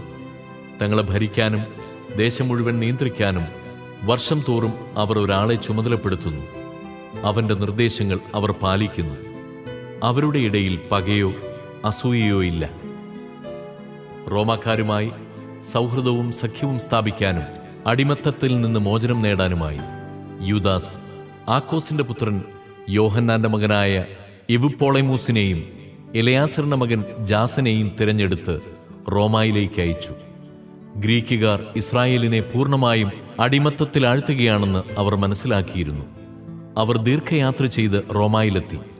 ആലോചനാ സംഘത്തിന്റെ മുൻപാകെ അവർ ഇപ്രകാരം പറഞ്ഞു: മക്കവേയൂസ് എന്നുകൂടി വിളിക്കപ്പെടുന്ന യൂദാസും അവന്റെ സഹോദരന്മാരും യഹൂദജനവും കൂടി നിങ്ങളുടെ സ്നേഹിതരും സഖ്യത്തിലുള്ളവരുമായി ഞങ്ങൾ എണ്ണപ്പെടേണ്ടതിന് നിങ്ങളുമായി സമാധാന ഉടമ്പടി സ്ഥാപിക്കാൻ ഞങ്ങളെ ഇങ്ങോട്ട് അയച്ചിരിക്കുന്നു. ഈ അഭ്യർത്ഥന അവർക്ക് സ്വീകാര്യമായി. സമാധാനത്തിന്റെയും സഖ്യത്തിന്റെയും സ്മാരകമായി ജെറുസലേമിൽ സ്ഥാപിക്കാൻ ഓട്ടുതകിടുകളിൽ എഴുതിയ മറുപടി കത്തിന്റെ പകർപ്പാണിത്. റോമാക്കാർക്കും യഹൂദ ജനതയ്ക്കും കടലിലും കരയിലും എക്കാലവും മംഗളം ഭവിക്കട്ടെ. വാളും വൈരിയും അവരിൽ നിന്ന് അകന്നിരിക്കട്ടെ. റോമാക്കാർക്കോ അവരുടെ അധീനതയിൽപ്പെട്ട ഏതെങ്കിലും സഖ്യരാജ്യത്തിനോ ആണ് ആദ്യം യുദ്ധഭീഷണി ഉണ്ടാകുന്നതെങ്കിൽ യഹൂദ ജനത സന്ദർഭത്തിനൊത്ത് അവരുടെ സഖ്യകക്ഷിയെപ്പോലെ സർവാത്മന പ്രവർത്തിക്കേണ്ടതാണ്. അവരോട് യുദ്ധം ചെയ്യുന്ന ശത്രുരാജ്യത്തിന് യഹൂദർ ധാന്യമോ ധനമോ ആയുധങ്ങളോ കപ്പലുകളോ കൊടുത്തുകൂടാ. ഇത് റോമാക്കാരുടെ തീരുമാനമാണ്. ഈ കടപ്പാടുകൾ ഒരു പ്രതിഫലവും പ്രതീക്ഷിക്കാതെ അവർ നിറവേറ്റേണ്ടതാണ്. അതുപോലെ യഹൂദർക്ക് ആദ്യം യുദ്ധത്തെ നേരിടേണ്ടി വന്നാൽ റോമാക്കാർ സഖ്യകക്ഷികളെപ്പോലെ സന്ദർഭാനുസരണം പ്രവർത്തിക്കണം. ശത്രുപക്ഷക്കാർക്ക് ധാന്യമോ ധനമോ ആയുധങ്ങളോ കപ്പലുകളോ അവർ നൽകിക്കൂടാ. ഇതും റോമായുടെ തീരുമാനം തന്നെ. ഈ കടമകൾ അവർ വഞ്ചന കൂടാതെ നിർവഹിക്കേണ്ടതാണ്. ഈ വ്യവസ്ഥകളിന്മേൽ റോമാക്കാർ യഹൂദ ജനതയുമായി ഉടമ്പടി ചെയ്യുന്നു. ഈ വ്യവസ്ഥകൾ നടപ്പിലായതിനു ശേഷം ഇതിലെന്തെങ്കിലും കൂട്ടുകയോ കുറയ്ക്കുകയോ ചെയ്യാൻ ഇരു കക്ഷികളും തീരുമാനിക്കുന്ന പക്ഷം തങ്ങളുടെ വിവേചനമനുസരിച്ച് അപ്രകാരം ചെയ്യാവുന്നതാണ്. അവർ വരുത്തുന്ന ഏതു മാറ്റവും സാധുവായിരിക്കും. ദെമത്രിയൂസ് രാജാവ് യഹൂദരോട് ചെയ്യുന്ന ദ്രോഹങ്ങളെക്കുറിച്ച് ഞങ്ങൾ ഇപ്രകാരം അവർക്ക് എഴുതിയിട്ടുണ്ട്: ഞങ്ങളുടെ സുഹൃത്തുക്കളും സഖ്യകക്ഷിയുമായ യഹൂദരെ നിങ്ങൾ പീഡിപ്പിക്കുന്നതെന്ത്? നിനക്കെതിരായി അവർ വീണ്ടും ഞങ്ങളോട് സഹായം അഭ്യർത്ഥിച്ചാൽ ഞങ്ങൾ അവരുടെ അവകാശങ്ങൾ സംരക്ഷിക്കുകയും കടലിലും കരയിലും നിന്നെ ആക്രമിക്കുകയും ചെയ്യും.